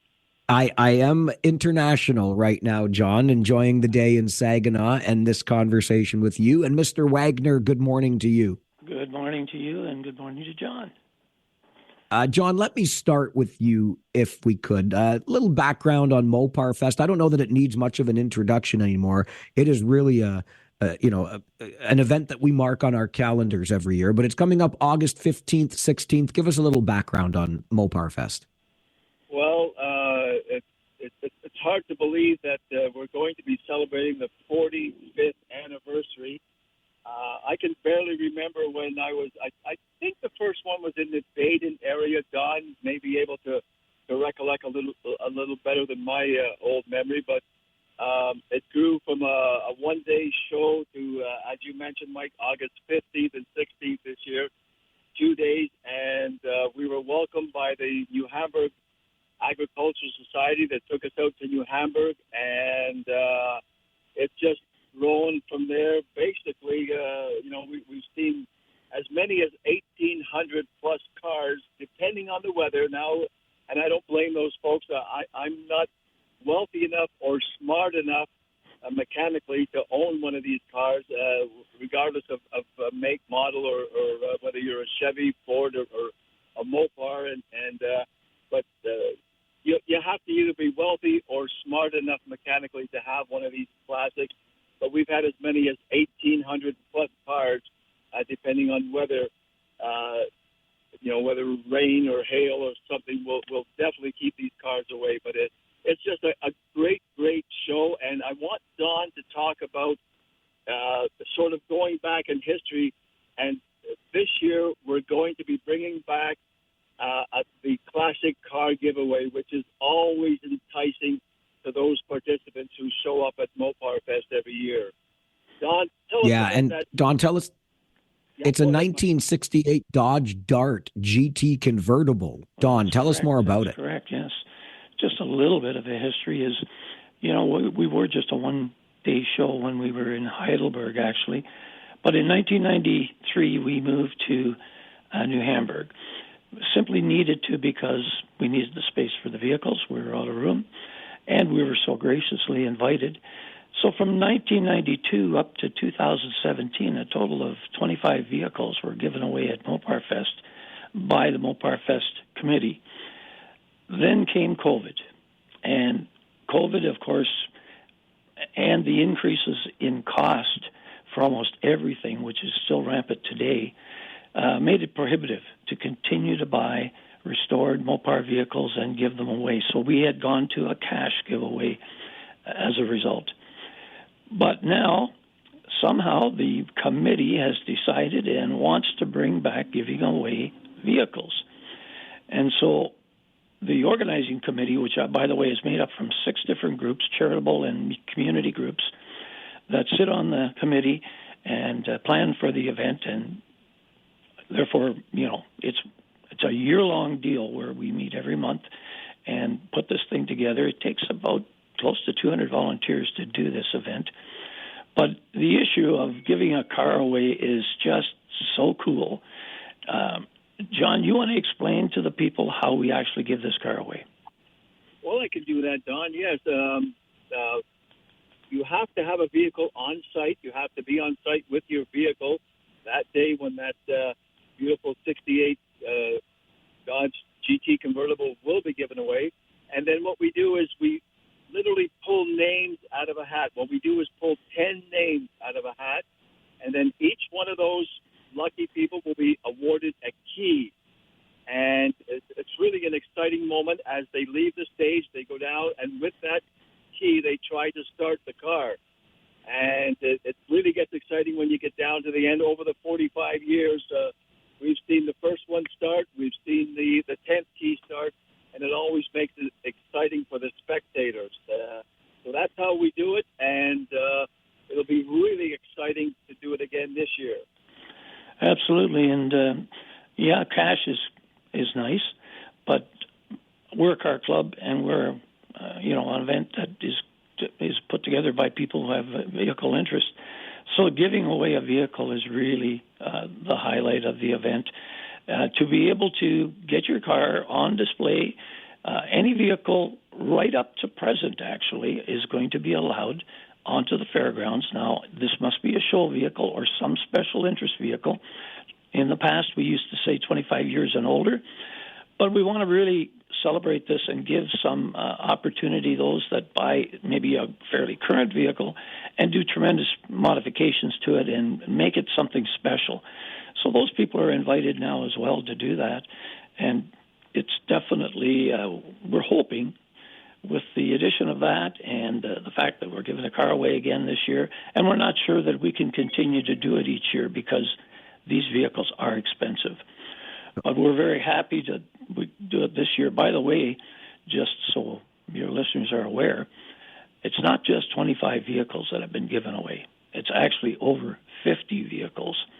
The reason for that is the New Hamburg Optimists at the periods of times throughout the years would offer up a ticket vehicle. Some of them were restored Mopar vehicles. Some of them were brand new vehicles. Those vehicles were also drawn at Moparfest. So when you give them, when you add the two together, it surpasses 50 vehicles that new owners took away from Moparfest. It's fantastic. I'm going to send people to moparfest.com. Get your vehicle registered there. Get in on this draw for that 1968 convertible Dodge Dart GT. John, we're running out of time, but in about 30 seconds, I want to know a little bit more about the New Hamburg Optimists and the connection, the charitable connection that you have to the Sunshine Foundation. Well, they are a great charitable organization. Don touched on some of the charities that help out, but over the years, Sunshine Foundation has been a big benefactor, and they've done those dream lists for kids that were financed with some of the money from those ticket draw sales. And I believe it's this year that we're closing in on over $4 million raised from Moparfest. And those funds stay locally to help charitable organizations. So the New Hamburg Optimists have been a big partner with the Moparfest committee. But so many things going on this year at Moparfest. I might also add, Don talked a little bit about cash. Mike, if I could just mention that on Saturday there will be $5,000 of Mopar money given away to some lucky participant with a vehicle. And also for spectators, there are free draws, $1,000 on Saturday and $1,000 on Sunday will be given away to anyone on the ground. So you have to be 18 and over. But come on out to Moparfest, and we'll maybe give you $1,000 either on Saturday or Sunday. Mike, again. All right, guys, we gotta run. Okay, John, thank you. John Taylor, Don Wagner, volunteers with Moparfest. That Saturday, Sunday, John is talking about August 15th and 16th. Go to moparfest.com, register your car, get in on that classic car draw. This is the Mike Farwell Show, 570 News Radio.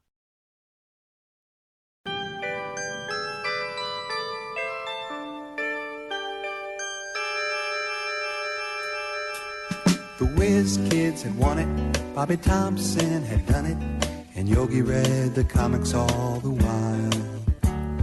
Rock and roll was being born, marijuana we would scorn. So down on the corner the national pastime went on trial. We're talking baseball, Klazuski, Campanella, talking baseball. The man and Bobby Fella, the Scooter, the Barber and the Nuke. They knew them all from Boston to Dubuque, especially Willie, Mickey, and the Duke. Oh, I love it. Let's talk baseball as we're waiting for spring to really take hold. The boys of summer are back, and Wednesday mornings at this time, all through the baseball season, the one and only Blue Jay Hunter joins us on the show. Now, this is a little bit weird because I'm sitting here in the remote studio in my hotel in Saginaw, and Ian Hunter is in the original 570 News Radio studio back at the Boardwalk in Kitchener. Huntsy, how's the studio? Is it still clean like the way I left it? Yeah, and you probably wanted a temperature check. 22.4 degrees. Is that suitable to your liking? Is that too warm, too cold? It's actually 22.3 is what I demand. It's in my contract. So If you could work on that 1/10 of a degree before I get back next week, that would be lovely. All right. Yeah, that's fair enough. But this is, it's typical April baseball weather, right? Like, I think that's why a lot of these teams work in a ton of off days because we could get rain, we could get snow, who knows? So thankfully the Blue Jays have a dome cover to relieve that. I was thinking that even on the weekend because even though there was some sunshine, it wasn't quite warm enough to be sitting outdoors watching baseball. So the dome was perfect. And so too were the Blue Jays on opening weekend, Ian. Yeah, as of now, I know we're not really going to declare anything after 5 games through of 162, but I would say overall the first turn through the rotation, things were pretty great for the Jays, aside from a Cody Ponce injury, kind of a freak play the other night. All the other new guys have basically taken off, like Kazuma Okamoto, Jesus Sanchez, all performing well, and Max Scherzer was kind of vintage Max Scherzer last night. So I'll say this with the caveat that the Athletics and the Colorado Rockies probably not going to win their divisions respectively this year, but you still have to win these games. So overall, I would say a 4-1 start's pretty great for this team. Good qualifier to add there. You're right. It's not like we're playing the Yankees and the Red Sox, but every game matters. And I really think too, Ian, starting on the right foot makes a huge difference, especially in a season like this where the expectations are now upon the Blue Jays' shoulders. Yeah, I'd have to look back, but I always feel like April is such a tough month for the Jays to navigate, where they never typically get off to a great start. So they're fortunate in the month of April here that it's a pretty soft spot in their schedule. They're heading to Chicago to play the White Sox this weekend. They do welcome the defending World Series champions, the Los Angeles Dodgers, next week, but there's also some series against the Twins and Angels. So definitely an opportunity to bank some wins here, because they're going to be playing a ton of division foes coming up in the months of May and June. Blue Jays fans, remember, even though Ian is in the studio back at the boardwalk and I'm at the remote location in Saginaw, technology means you're still allowed to be a part of these conversations. So if you want to join us talking some Blue Jays baseball, remember the numbers: 519-570-2545, star 570, and 1-800-570-5715. I want to go back, Ian, to the starting pitching. Well, the pitching in general, really through that first weekend. I mean, 50 strikeouts registered on the 50th season of Toronto Blue Jays baseball. This to me looked like it all started better than we could have hoped. And we didn't have Shane Bieber, and we didn't have Trey Savage. I mean, we got this done with some new faces, some familiar faces, and just what a start for the staff. Yeah, absolutely. It was a treat to watch the starting pitching over the weekend. So far, this starting rotation has the third lowest in Major League Baseball. The other thing, too, is they are seemingly striking out everybody. Dylan Cease, Kevin Gausman, Eric Lauer, Max Scherzer only had a handful yesterday, but the Blue Jays starting pitchers through the first turn in this rotation, they're striking out 43% of the batters that they face, which is just, I don't expect them to keep up this rate, but it's a treat to watch. You know, when you're doing that, you're not putting the ball in play, so there's not all these fluky things that happen, unlike the other night where, you know, the Jays kind of got nickeled and dimed, and it seemed like every single ball off the bat was put into play or a fielder couldn't pick it up. So it's been a fantastic treat to watch. I mean, again, only one game, but Dylan Cease is, you know, going to be a contender for a Cy Young this year, I think. And Kevin Gausman picking up where he left off, even after pitching umpteen innings last year, looking fantastic. And Eric Lauer, who may be the savior of the starting rotation here with all these injuries early, coming out firing on all cylinders. So, I think overall, the way I look at this Blue Jays team, I think they're going to go as far as the starting pitching is going to take them. And if this is any indication of what's to come, I think they'll have a really, really decent shot this year.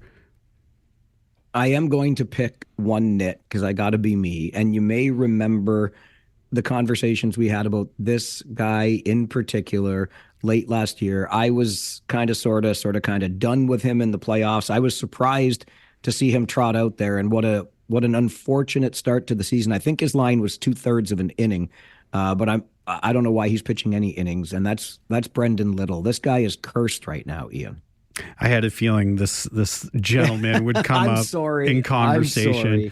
Yeah, he is kind of like the Blue Jays whipping boy of the second half last year, and to start this year, really just having some unfortunate, bad luck, also combined with everything he's throwing is seemingly getting hit.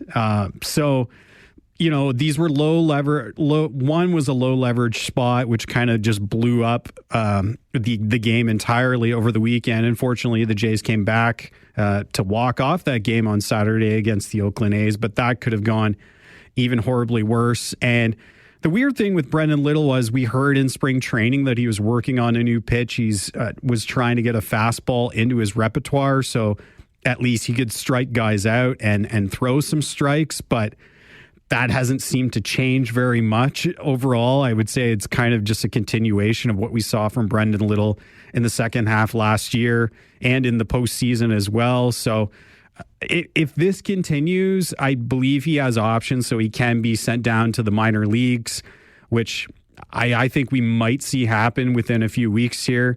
But this is a guy who, at the top of his game, has some of the best strikeout numbers as a reliever we saw in the first half last year. It's just he has not been able to put it all together. And when he flames out, it is absolutely nuclear to watch. It certainly is. On the more positive side, you and I touched on this last week in looking ahead to the season. And okay, Bo Bichette's no longer here. Defensively, we felt pretty good, and we even talked about this last season with Andres Jimenez going to be up the middle defensively. But how would we replace Bo Bichette's bat? Maybe Jimenez is doing that too. What a start to the season for him. Yeah, he's looked so confident at the plate. It could be that the WBC championship that he won with Team Venezuela is kind of maybe rolling off into this good luck for him so far, but yeah, he's really striking the ball super well, running the bases fantastically. He's already got 2 stolen bases on the year, leading the Blue Jays. Actually, no other Blue Jay has a stolen base. So, and yeah, defensively, you're always going to get Gold Glove, if not Platinum Glove caliber defense from Andres Jimenez. So I don't think he's a guy we will ever see at the top half of the Blue Jays lineup. I think the days of him having, better than average offensive statistics could be in the rear view mirror, but any sort of offense you get from him is a bonus. So it's been a treat to watch. And I think that was maybe one thing. And you mentioned, like you said, we talked about this last week, but defensively, I think maybe that was something underrated going into this year was that, Andres Jimenez and Ernie Clement, they're arguably one of the best middle infields defensively in Major League Baseball. And it just makes things so much easier when you're a starting pitcher or a reliever, when hey, we've got 2 of the best guys behind us sucking up all these ground balls in the middle infield. So Jimenez is definitely absolutely a captain of the infield in that respect. Ian Hunter is the one and only Blue Jay Hunter. He joins us Wednesday mornings at 11 right through the baseball season, so we can talk some Blue Jays. You're always invited to the conversation as we continue on the Mike Farwell Show. This is 570 News Radio.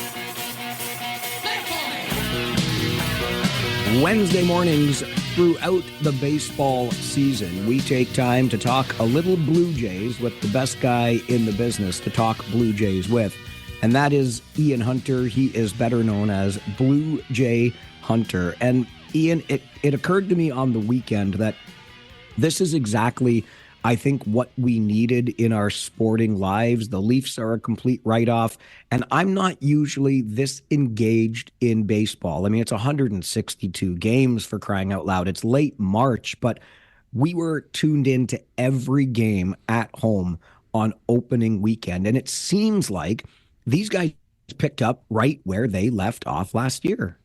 Yeah, absolutely. This is something I've heard from multiple people I've spoken to over the last week. Even myself, I was watching the game with a few buddies on Saturday, and we were invested, right? Like it's game 2 of 162. Exactly. And yet yes, it still kind of felt like playoff atmosphere. The stakes of these early games are not that high. But yeah, they are really carrying over a lot of that goodwill over from last year's deep postseason run and bringing it over into this year. And yeah, as you mentioned, if you're a Toronto sports fan, things are not looking all that bright right now in terms of other franchises. So, I mean, that kind of makes the Blue Jays really the place to be. They invested heavily in this team in the off season, and they've got all these fancy renovations at the stadium this year. It's the 50th season. There's a ton of nostalgia for this team. So I think they absolutely have all this momentum. You just hope that they can keep this team rolling throughout the season, because you'd hate to see things go sideways and it turn into a situation where you have to sell off at the trade deadline. I don't think that's going to happen. But yeah, people are absolutely glued to this team right now. We're only into the second week of the season, which is crazy. Yeah, a 4-1 start. Again, acknowledging, like you did right from the outset, it's very early. These are early returns. The Jays have not exactly been playing world beaters. But I look at the American League East, and there are the Yankees also at 4-1. I scroll down the standings just to check on that super team that beat us in 7 games last year in the World Series. And yes, the Los Angeles Dodgers are also 4-1 to start this season. But when it comes to the AL East, let's start there, Ian. Is it going to be the Yankees, who we expect to be the stiffest competition, trying to hold us back from back-to-back AL East titles? Yeah, I think so. A lot of the projection models, I don't know how much anyone really looks into that or puts a lot of credence into it, but many of them forecasted the Yankees to actually have a better season than the Blue Jays, which I guess I can see. Both teams finished with 94 wins last year. Blue Jays had a ton of question marks in terms of injuries going into this year, but yeah, I think the Yankees are probably the Blue Jays' stiffest competition in the division. You could have made an argument, actually, there may be 4 potential playoff teams in this American League East, just because the Boston Red Sox were also really aggressive in the offseason in terms of reshaping their starting rotation. And the Baltimore Orioles, although they were a doormat last year, kind of a fluky year, a lot of guys going south last year in terms of their statistics. So again, they were really aggressive this offseason by making some big trades and big signings. So you figure they're in the hunt for a wild card spot at least. And then Tampa Bay, I could go either way with these guys. I always never have any idea what to predict for them. They always seem to have a solid starting rotation and a decent bullpen, and yet enough offense to get by. But for me, yeah, I think it's always going to be the Yankees, right? That's that division rival that's always going to hang above the Blue Jays' head. And, Toronto got the best of them last year, but I think if anything, that just kind of makes the Bronx Bombers that much hungrier this year to kind of stick it to the Jays as a little bit of revenge, potentially.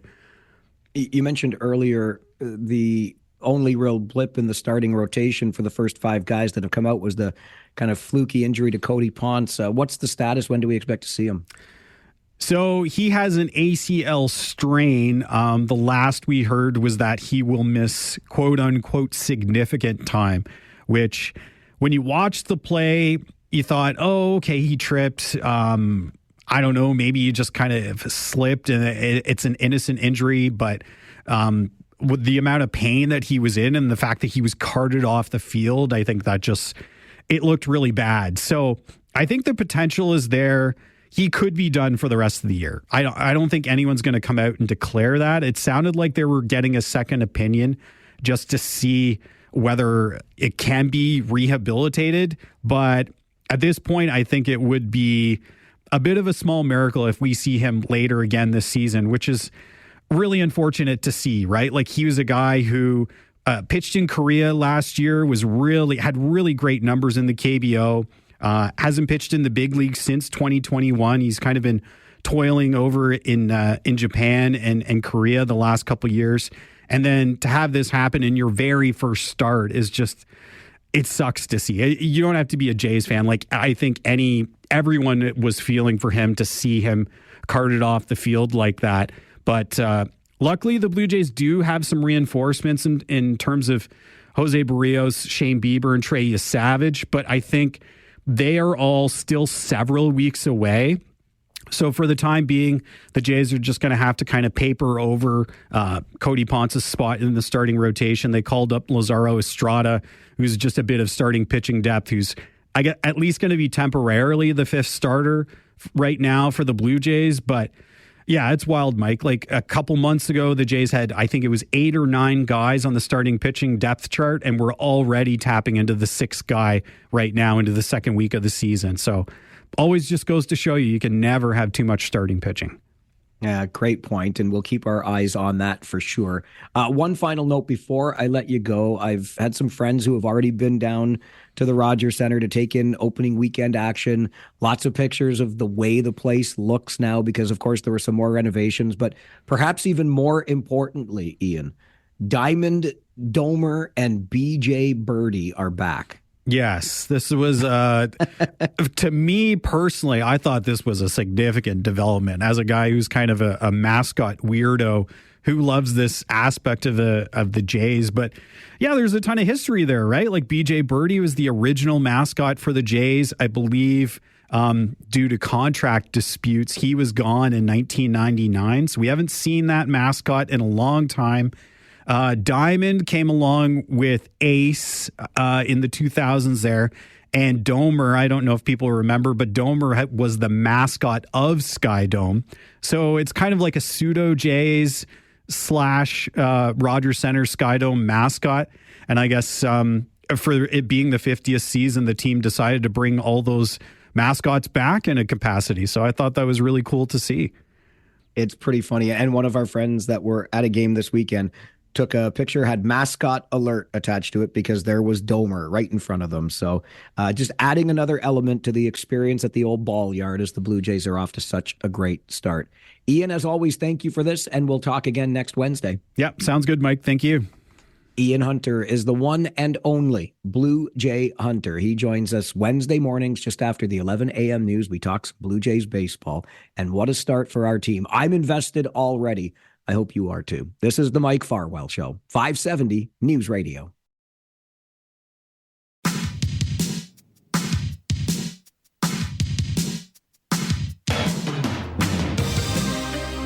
Well, I'm sure you all remember this story last week because it's the kind of story that grabs your attention. 12-year-old girl on a bicycle struck by the driver of a pickup truck at the intersection of University Avenue and Woolwich Street in Waterloo.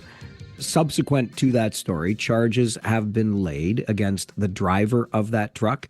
He has been charged with having an obstruction to his view and making a turn not in safety.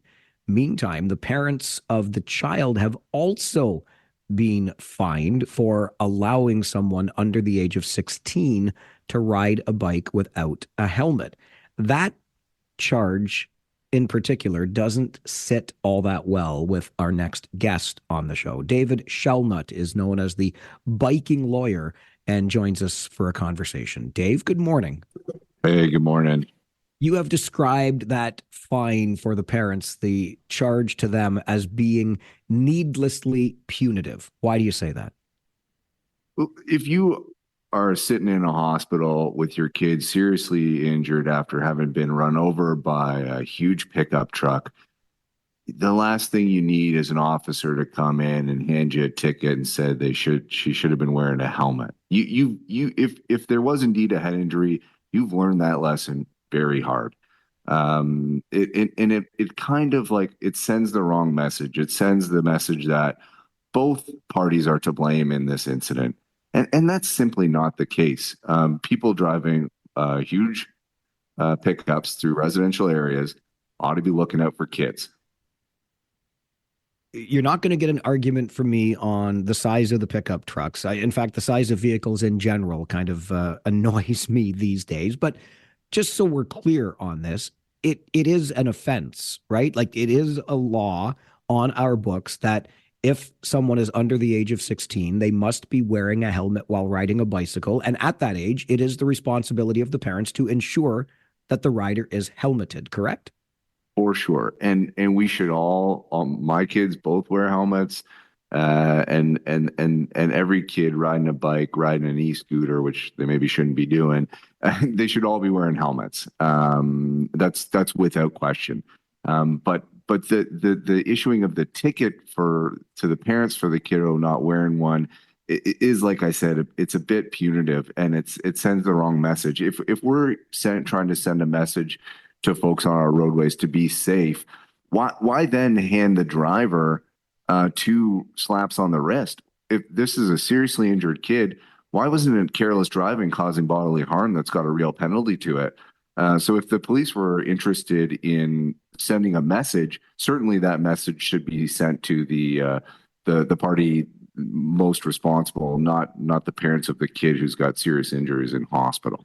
Yeah, I can get behind a more serious charge as well, although I wasn't doing the investigation into what occurred. But I am a little bit concerned, Dave, with this idea. I mean, if folks following this story saw the outcome and realized the child was not wearing a helmet, and then there was no charge to the parents, it's ignoring that law. So why would we want to send the message that we're just selectively enforcing laws? Well, we have already done that because we've hit the driver with 2 pretty weak penalties, and you've got the seriously injured kid. We do a lot of these kind of cases, and we recently found out by way of CTV that in 2019, the courts withdrew 57,000 dangerous driving tickets related to motorists. Okay. In 2024, that number has jumped to 253,000. So in the span of 5 years, you've seen 200,000 more per year cases of dangerous driving tickets being tossed. So, we've got to look at the big picture here. If we're serious about keeping our roadways safe, we've got to be handing out tickets to the main perpetrators of harm, not bunging up our courts with tickets that don't serve a huge purpose from our perspective. I have suspicions that this ticket issued to the parents is not going to amount to anything more than just the reminder that they ought have their child wear a helmet, right? Like there's a pretty low likelihood of anything further coming from that, isn't there? Oh, I don't think they needed a ticket for that at the end of this. So what other laws then should we selectively enforce? Well, I'm not saying selectively enforce, but I'm telling you that as a province, we drop 250,000 tickets against dangerous drivers.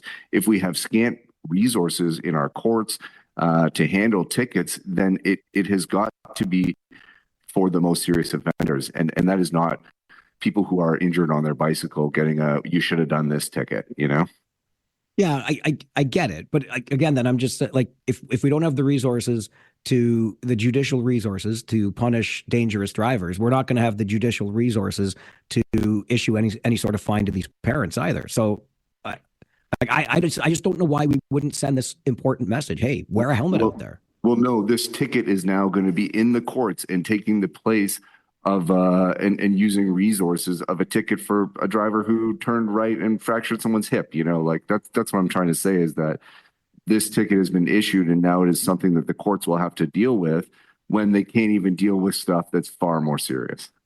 What to you, Dave, would have been a better outcome in this circumstance? I think a discussion about the importance of helmets, if that indeed played any role, in the injuries here. If the driver turned right and hit a pedestrian and seriously injured them, we know they wouldn't have been wearing a helmet, and we know that when dealing with major motor vehicles like this, like bike helmets aren't designed to save you from being run over by a Dodge Ram. It's like for a fall over or something like that. But it could have been a learning opportunity and a public education moment to say, hey, all kids should be wearing helmets. I think the ticket was a bridge too far. Yeah, I see. Because when I heard about the charge, it did, and the charge for the helmet, it did catch my attention more than what we often see in media releases from law enforcement, where we remind the public to always wear a helmet and follow rules of the road, those different things. The fact that the ticket was issued caught my attention even more, and I think that made it a more teachable moment in this case.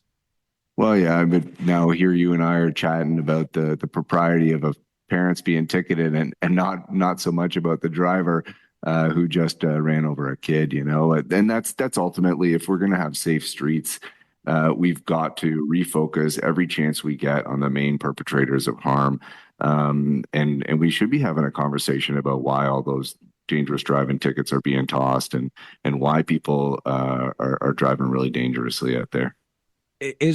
Are there ways, Dave, that we could improve infrastructure to limit instances like this? Well, that's a great point. And like, education only goes so far. The proven way is to engineer out conflict. And that is to create safe intersections with wide turning berths and lines of sight. This is how you don't put the responsibility entirely on the hands of road users. You take a bunch of it out by creating safe streets. KW area does a fantastic job at that in a lot of cases, save and except for those roundabouts. Even in the face of a provincial government that's sort of dialing things back, removing speed cameras, pulling out bike lanes. So yeah, engineering out conflict is a great way to proceed. Dave, I appreciate you making time for the conversation today. Thank you very much for being here. You too. Have a great day. You too. Bye now. Bye. Dave Shellnut is the biking lawyer. And he says that case where a 12-year-old girl riding a bicycle was struck by a driver of a pickup truck in Waterloo last week is a bridge too far from police when the parents of the child were ticketed because the child was not wearing a helmet. The law says under the age of 16, you must wear a helmet while riding a bike. And if you are under the age of 16 and under the guardianship of your parents, it is their responsibility to ensure that helmet is on your head when you ride. For me, this was a very good reminder that this law exists and it would be enforced. I think if you ignore the fact that there was a young child without a helmet, we might be asking the question, well, where was that child's helmet? Isn't there a law about that? Why wasn't that law enforced? I personally don't have a problem with both charges being laid here. The driver of the truck for making the unsafe turn, the parents of the child for not having the child helmeted. And I think we all know nothing more will come of this ticket to the parents other than, I suppose, a little bit of salt in the wound. They have an injured child. I get that. Now they're also going to remember, hey, have a helmet on our kid's head when they go out to ride their bike. Did we cross a bridge too far here? Was the issuing of the ticket to the parents unnecessarily punitive in this case? Would love to get your thoughts on this. And I have the reason that I say what I say comes from direct experience. I'll share my story with you coming up. And by all means, let me know. Was it unnecessarily punitive to ticket the parents of this child because the child was riding a bike without a helmet? Let me know your thoughts on the Mike Farwell Show. This is 570 News Radio.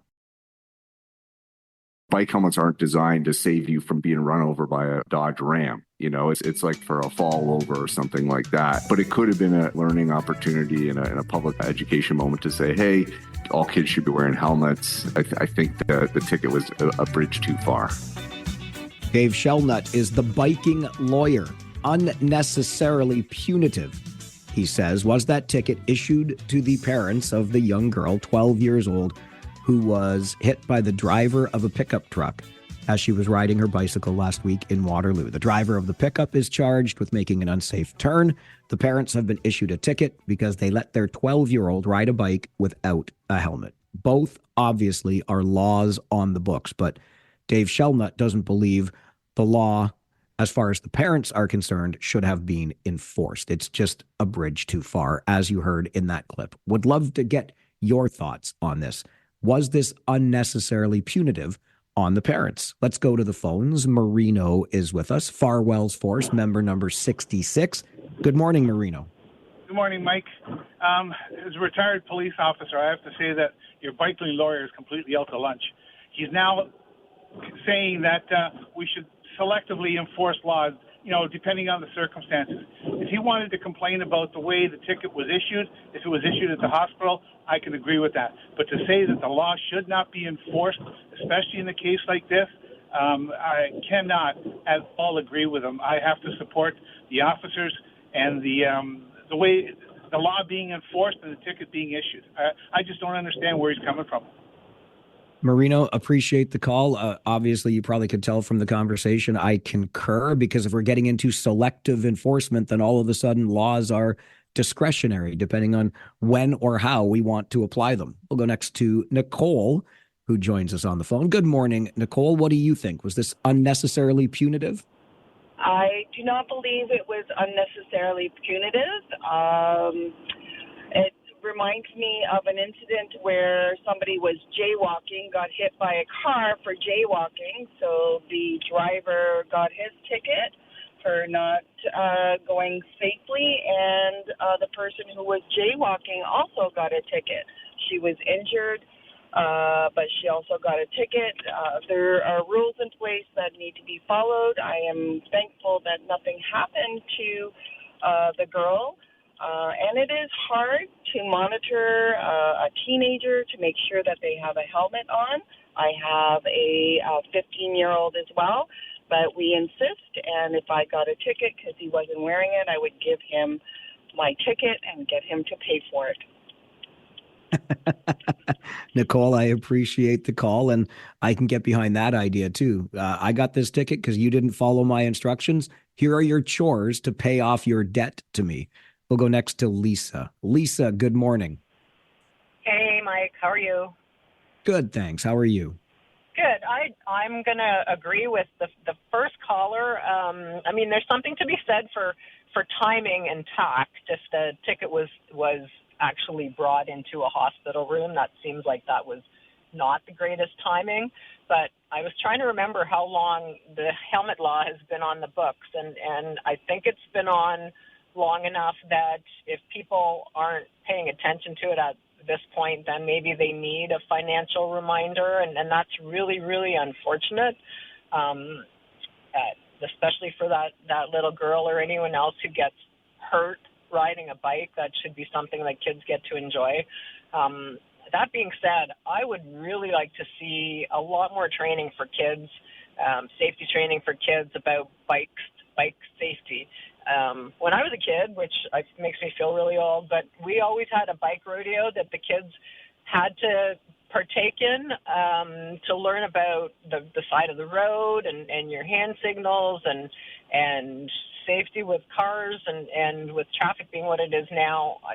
I really feel like that should be brought back. Like, this is something that kids should have to take part in before they're out on the road, so that they understand what they're getting into when they're out there. And if they're too young, maybe they shouldn't be on the road. I don't know. It's anything that's bigger than me, I stay well out of their way, and I think you have to think that way about whatever mode of transportation you're using. If it's bigger than your bike, then you give it a wide berth. If it's bigger than your car, you give it a wide berth, and so on and so on. So anyway, that's my opinion, and I'm going to probably stand by that one. All right, Lisa, thanks for the call. I want to get to some other callers here. I'll just remind you, a bike rodeo, April the 25th, Regional Police hosting it at Queensmount Arena. Go to wrps.ca. You can register to take part in that. Sean is next. Farwell's Force member number 165. Good afternoon, or good morning, Sean. Good morning. Yeah, my biggest problem with this is the fact that we are now talking about a child not wearing a helmet rather than the fact that a pickup truck ran over a kid on a bike. That's my big problem. And I have observed too much over the years. I have to be honest, pickup truck drivers, when I was in bike clubs and stuff, they were the worst. I mean, I see pickup truck drivers heave beer cans at us. They've cut me off. These people, it's just not very good. Well, it's not all pickup drivers, Sean. Let's be fair here. So you've had some bad encounters. I get it, but let's not paint all pickup truck drivers with the same brush here. Yeah, but it's what the retired police officer said, yes, the laws are applied selectively. I have seen enough to know, like signals and stuff, they do apply the law selectively. No, that's not true. You just can't see like the. Okay, I'm going to move on to another call. The police can't. I know a cop can't be on every corner. They can't be behind every car that doesn't signal in front of you. But if they see that, if they are there, they will issue the ticket. The laws are not applied selectively. And I would also submit to you that we would not be talking about this if the biking lawyer had not brought it up as an issue, describing it as unnecessarily punitive. We'd probably still be thinking about, oh my gosh, a 12-year-old girl hit by the driver of a pickup truck. I'm glad she's okay. Maybe that's just me. John is next with us. John, what do you think of this? Well, you know what? I have to kind of disagree with you on this one, Mike, about the laws being selective and whatnot. How many times have you been pulled over for speeding and, you know, the cop comes up to you? Sometimes you get a ticket. Sometimes they give you a break and they let you go. I've been That's a fair point. Intersections. Yep. I've been at intersections where I've run right across the street, couldn't wait for the light, and there's a cop right there. He lets you go. You can't enforce every single law every single time. So sometimes they have to use discretion. That's why they get paid what they do. They use discretion on when they should. And when a kid gets hit by a truck making an illegal turn, that's the time you don't charge the ticket. You tell the parents, hey, put a bike helmet on your kid, be smart, keep them safe. But anyone who has teenagers knows it's not an easiest thing to do. But you tell them that and you move on. You don't issue the ticket. That was just a cop that just made a stupid call. All right, John, appreciate the call. And I think you make an excellent point on what would be selective enforcement or where discretion has come into play. Because yes, I have been that person that was warned at the window. And this is a long time ago. So please don't try to make it something out to be, well, you know, Farwell, you have your own radio show. This was forever ago. And I think the police officer just understood my circumstances, realized I wasn't a menace, and said, don't be dumb again and let me go. So yes, that is a very good example, and maybe discretion could have been used in this case. I will share with you, because as I said, I come to this from a place of personal experience, and this is why I support the issuing of the ticket. But I'll get into that when we get into the next hour, which is open lines for you during Talkback. I got to get to the news center in time so you can hear this update, and then we'll take more of your phone calls on the issues of the day. And I'll tell you the story about the time that I got hit by a car and then got a lecture from a cop while I was on a gurney in the hospital. This is the Mike Farwell Show, 570 News Radio. Take out the papers and the trash, or you don't get no spending cash. If you don't scrub that kitchen floor, you ain't gonna rock and roll no more. Yakety yak. Don't talk back. Just finish cleaning up your room. Let's see that dust fly with that broom. Get all that garbage outside, or you don't go out Friday night. Yakety yak. Don't talk back. So the biking lawyer believed that it was unnecessarily punitive for police to issue a ticket to the parents of a 12-year-old girl who had been hit by the driver of a pickup truck while she was riding her bike. The girl was not wearing a helmet. The law states that if you're under the age of 16, you must wear a helmet while you're out on the road on your bicycle. And of course, at that age, it is your parents' responsibility to ensure you are wearing that helmet. The girl was injured, obviously, when hit by the driver of that pickup truck.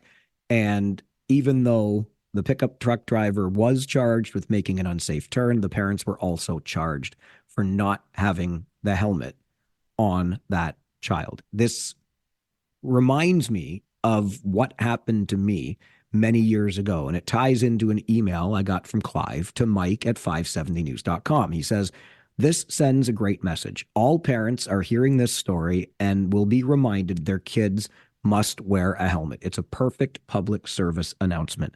I do think it goes a step further than just issuing that reminder at the end of a media release, for example. Here's what happened, and then, you know, parents are reminded too.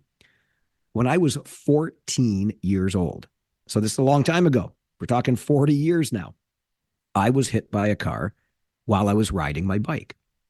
I was transported to, I blacked out on the street. I woke up to some kindly old lady. This happened on Gaukel Street, right outside the old post office by the former Charles Street bus terminal there. Some nice lady had come to my aid, and when I came to, she was putting a cold compress, or I don't know, she had paper towel, something on my head. I'm like, no, put it on my knee. My knee really hurts. I go to the hospital in an ambulance. I am laying on a gurney in a hospital hallway. My parents have arrived by this time, and so too has a police officer.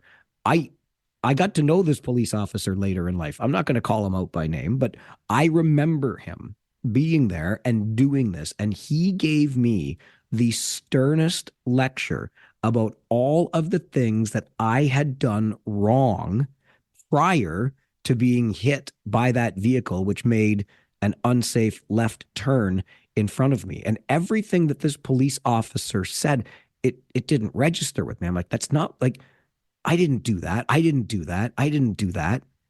And nonetheless, all I was doing was laying on that hospital gurney with, I'm thinking my knee is throbbing. I'm in pain. I blacked out. I had a concussion. My knee to this day still bothers me. It's been surgically repaired over the years. And that was the first time I did damage to it when I was 14 and I got hit by a car while riding my bike.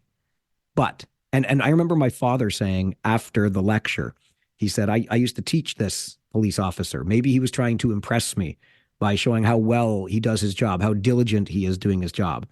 Let me tell you something. That police officer was, to quote the movie My Cousin Vinny, dead on balls accurate.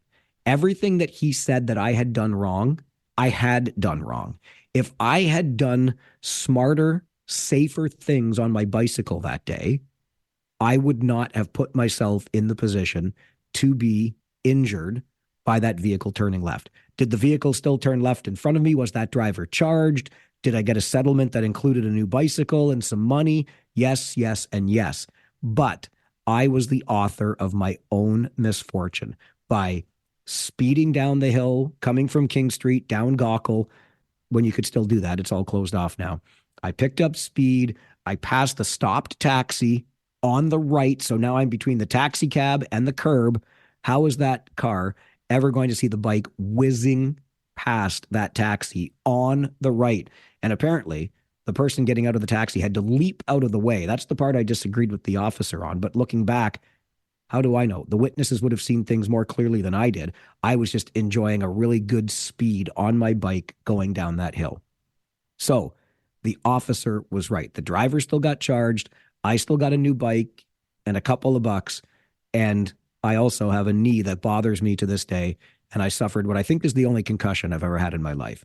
The officer was right. I've never forgotten those lessons. And it's always reminded me of my role out there when I'm driving, when I'm walking, when I'm riding a bicycle. So that's why I say in this case, and it echoes what Clive said in his email, I think laying the charge, making public that there was a charge that needed to be laid here is the best reminder we could get of everyone's role out there. That's where I come from on it. Let's go back to the phones, hear more from you. Teresa is with us this afternoon on Talkback. Good afternoon, Teresa. I take the bus, so I see the kids riding their bikes and on those scooter things, the electronic ones, with no helmet. I see them all the time crossing the road, driveways without paying attention at all, not looking both ways. And so I think the parents need to be charged or fined, I should say, as a reminder, even though I'm sorry that the child's hurt. But just because the child's hurt doesn't mean it's the driver's fault. Yeah. Well, the driver did make an unsafe turn. Yeah. What's that? But then did the girl go out there when she shouldn't have to, when he didn't see her at all? Like, she was going so fast. I would want to make sure before, unless he did see her and turned anyways, like, unless you saw it, you don't know. So the charges on the driver, fine, but they shouldn't be upgraded just because a child got hurt. It has to be, did he actually intend to hurt her? He saw it and didn't pay attention enough. He's on the phone, like variables. But Yeah, I I see it understand. all the time, especially the e-bikes. No helmets. They're going so fast and crossing the road. I couldn't believe. I said, that car almost hit you, and you don't even pay attention. Like, it happens all the time. I see it all the time, and it's just unbelievable. It's like, where are the helmets? I don't Teresa, see, I don't understand why the kids are not wearing helmets. I appreciate the call. I get where you're coming from. And look, the investigators would have determined what happened here and laid the charges that they feel are appropriate, and in most cases, the charges that are most likely to stick.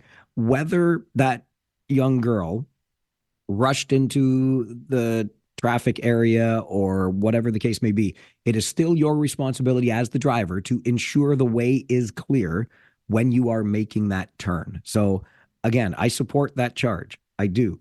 But I think that the issuing of the ticket to the parents is a much better reminder than just a line in a media release. That's my take on it. Dave is with us on Talkback this afternoon. Farwell's Force, member number 47. Hello, Dave. Good afternoon, Mike. Good afternoon. I'd just like to say a quick word that is missing from the whole conversation. It's suggested, but it's not stated. And that's holding the parents accountable. And that's all I have to say. Have a great day. Go Rangers, go. Bye, Mike. All right, Dave, thanks for the call. Holding the parents accountable. Accountability is very important. And to Teresa's point earlier about, people speeding around on e-bikes or e-scooters and running dangerously close to much larger vehicles, but not really caring. Where's the accountability? The responsibility that you have, no matter what you are operating, whether you're walking, whether you're riding on 2 wheels, 4 wheels, whatever the case is, when we are on the road, each of us has a responsibility, and we are accountable for our actions out there. Kyle is next with us on Talkback. Good afternoon, Kyle. Mike, first of all, I hope you're drinking a lot of honey with some tea in it or something just to help your voice, eh? Sorry that you got this little cold that's going around. Yeah, you know what? I've had a really good run this winter, Kyle, so it's about time one caught me. So I can't complain too much, but I am keeping the liquids going, yes. I got the same one you did last week, and it's just more annoying because it's not really, making you really sick. You're just kind of it's there. It's just you're why can't you just leave my body, So, yeah, I'm not feeling too bad at all, but I'm annoyed that the voice is in this shape. Yes, that's all right. You and Josh are still doing a great job, so no complaints on that end. Thanks, buddy. Did the Colorado Rockies change a lot from last year to this year? I thought we already told them last year that they made the news that they were going to tell people that they're not going to make the playoffs this year. Now we're struggling to beat the Colorado Rockies. Did they make? What are you talking about? Wait a minute. What are you talking about? Baseball.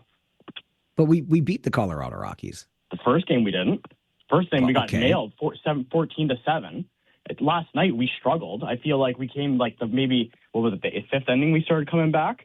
But I mean, did they do something that changed the way they've played? They're playing a little bit more differently this year than they are last year. So I mean, did they do something not major to change the way that they're playing the game, or is it just the Jays just having a one-off game? I don't know. I feel like last night and then the game before we're just struggling a little bit. Kyle. Yeah. Kyle, did somebody pee in your Cheerios today? No, I'm having a good day. The Blue Jays are 4-1. They're not going to go 162-0. I know, but against the Colorado Rockies is my point. Well, right? Listen, as my good friend, last place team, as my good friend Mike Torchia once famously said, the sun even shines on a dog's ass every once in a while. Okay. You know what? I like that saying. I think I'm going to use that from now on. It's just like when you may somebody use that. Says, it's like when somebody says a dog that barks all the time never bites, right? So I like that one. All right, thanks, Mike. That's all I got to say. You definitely didn't. You take the pee out of my Cheerios after that one. So thanks, buddy. I appreciate it. Thanks. All right, Kyle. Yep. Thanks. Good to hear from you. Even last place teams win baseball games every once in a while. It happens. And I have my buddy Torch to thank for that phrase that has never left my mind since he uttered it to me during a Rangers broadcast many, many moons ago. I don't think he said it on the air, though. But I did now because it's moons later and we say stuff like that on the air. At least I do sometimes. I hope I don't get in trouble. It's the Talkback Hour, and we'll continue taking your calls right after this on the Mike Farwell Show, 570 News Radio.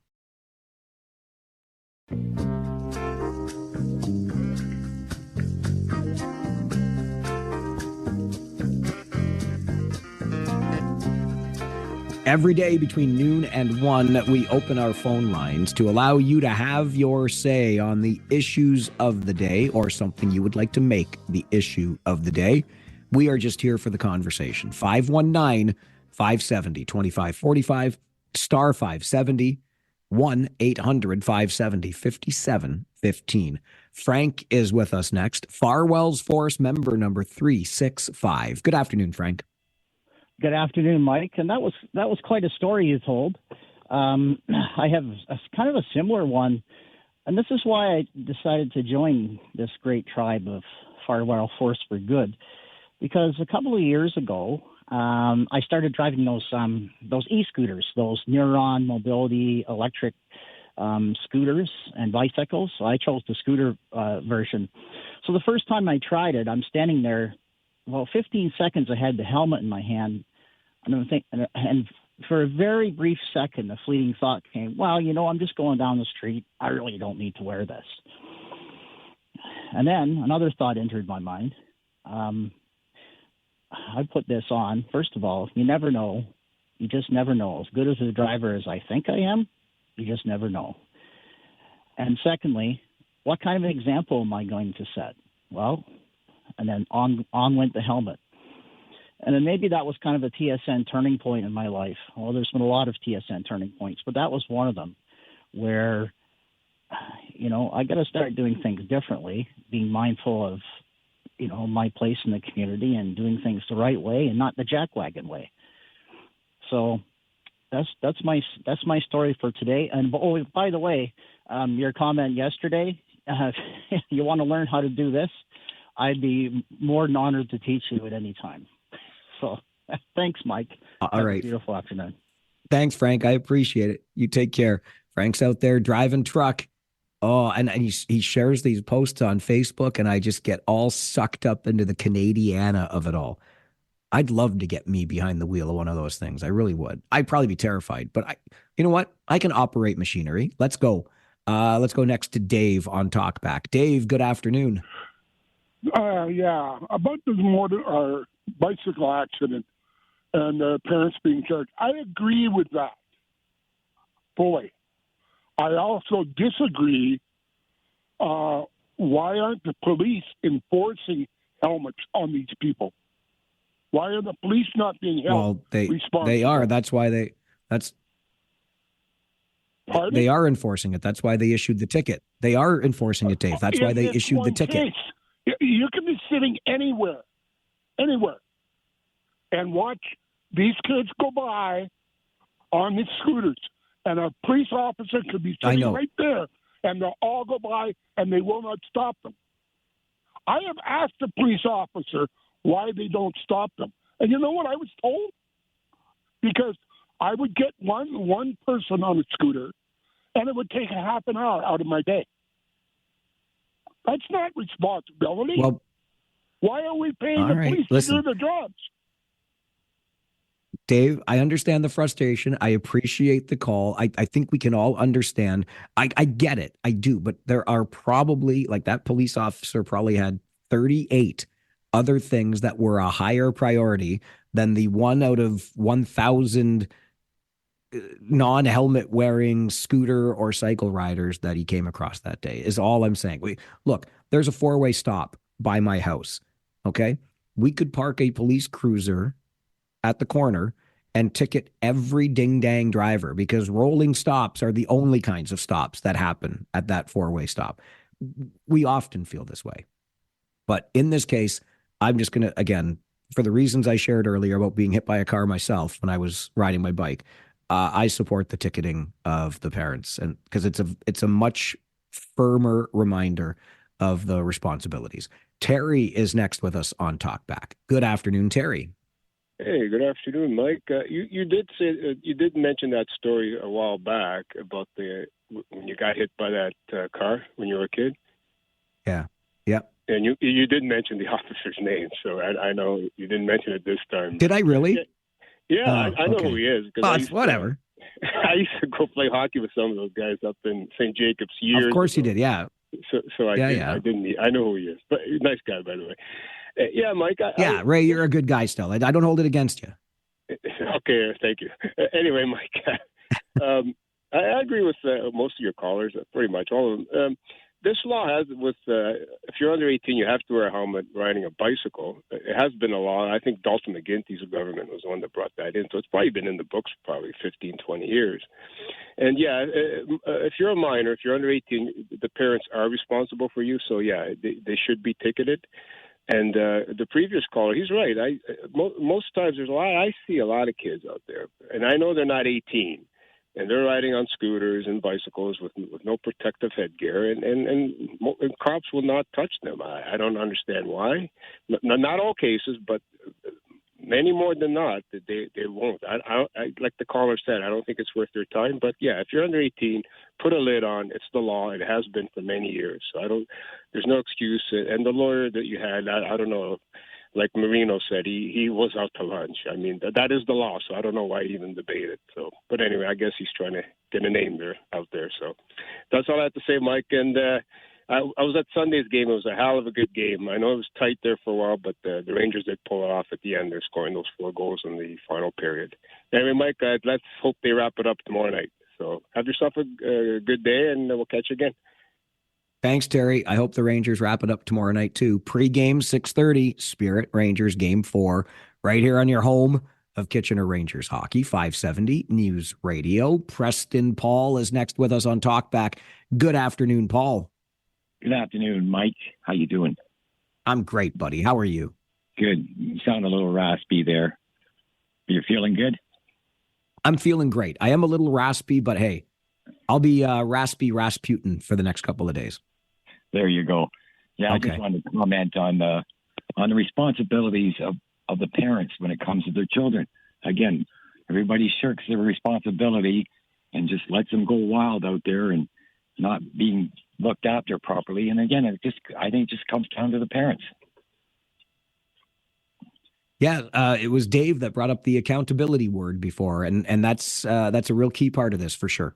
Yeah, we've lost that in our society, and like we're teaching kids in school, they should be taught right and wrong, right and left, and how to properly use a bike, not just for the police to do a blitz and people that want to learn. This should be taught in school, exactly how things are supposed to work around here. Build that responsibility early, and as they get older, and hopefully that'll click with them as they get into their teens and early 20s. There you go. It worked for me when I got the lecture from that cop after I got hit by a car. Yeah, you bet. I never got hit, but I'm sure I would have got hell if I got home and that had happened, I'll tell you. There you go. All right, Paul, I got to run to get to the news. Yeah. Thanks for the call. You're welcome, Mike. Talk to you later, bud. Good luck tomorrow. Thank you. Talkback continues on the Mike Farwell Show, 570 News Radio.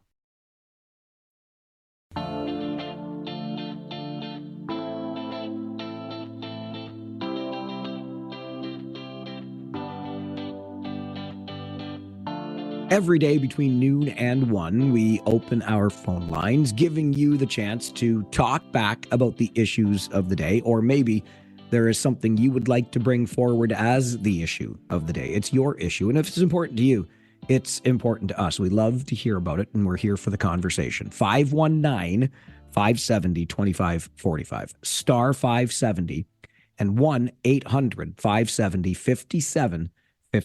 Let's get back to the phones. Robbie is with us on Talkback. Good afternoon, Robbie.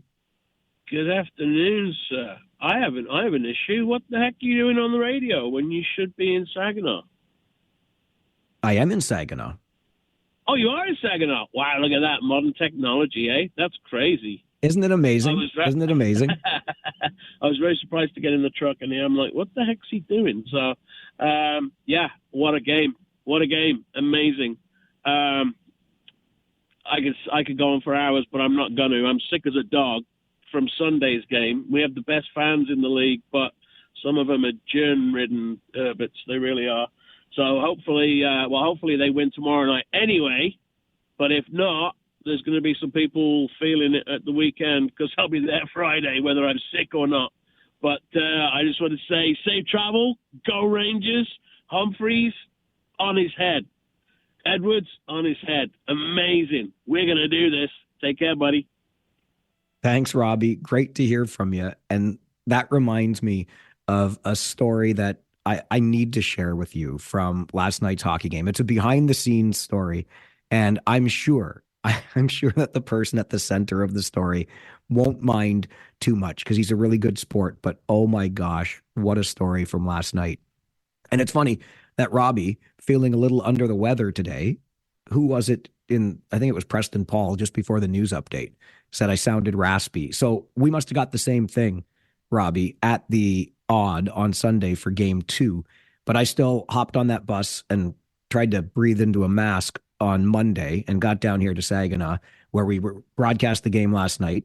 And I love the fact that Robbie can hop in the truck back home in Waterloo region and not realize that I'm on the road in a hotel room in Saginaw. Modern technology indeed. Believe you me, in the summer of 1995, when I got my first radio job at a station in Brantford to do the overnight shift, never would I ever have believed that I could do a radio show with nothing more than a laptop, a Wi-Fi connection. I wouldn't have known what Wi-Fi was back in 1995, and a pretty decent microphone. So it sounds practically normal. And then, of course, you need the support of people like Devin back at the station at the boardwalk, making sure everything runs the way it needs to run. But it blows my mind. And listen, they don't give me days off around here, Robbie. We got to keep going.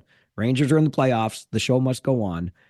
It almost didn't last night. In fact, for a moment, the show wasn't on. And I wasn't really sure exactly what was going over the air. I later learned that it was nothing, like it was dead air. But here's what happened. We were finishing up our pregame show. And when the pregame show finishes and it goes to a commercial break, there is the commercial break and then an introduction sound to the broadcast. And then Josh Piercy and I begin the hockey broadcast. So our guy at the station, Jordan Malcolm, who's an awesome producer. Like, I love this guy like family. He is so good at what he does. He knew, because he's an expert, that he had time during that commercial break and that big sound introduction, and then Josh and I beginning the broadcast, that he could go out and use the little boys' room. So he did. The problem was Jordan was the only guy at the station last night. Nobody else was there. And he forgot his pass card, his swipe card to get back into the station. So Josh and I are on the air, or so we thought. And my phone rings, and it's thank goodness I had my phone sitting on the desk in front of me, and I saw Jordan's name, because then I know it's important. I can't tell anything different. Everything was fine on our end, or so we thought. I answer the phone, and the sound of Jordan's voice, I can't even describe it. This poor guy, locked out of the station, where he hadn't turned our microphones on because we were in a commercial break. So there was nothing to go onto the air, and he was locked out of the station, couldn't get back in to put us on the air. And the hockey game is starting. So he calls me just to tell me what's going on. And he said, I'm going to figure out a way. I'm going to figure out a way to get in, but I just had to let you know.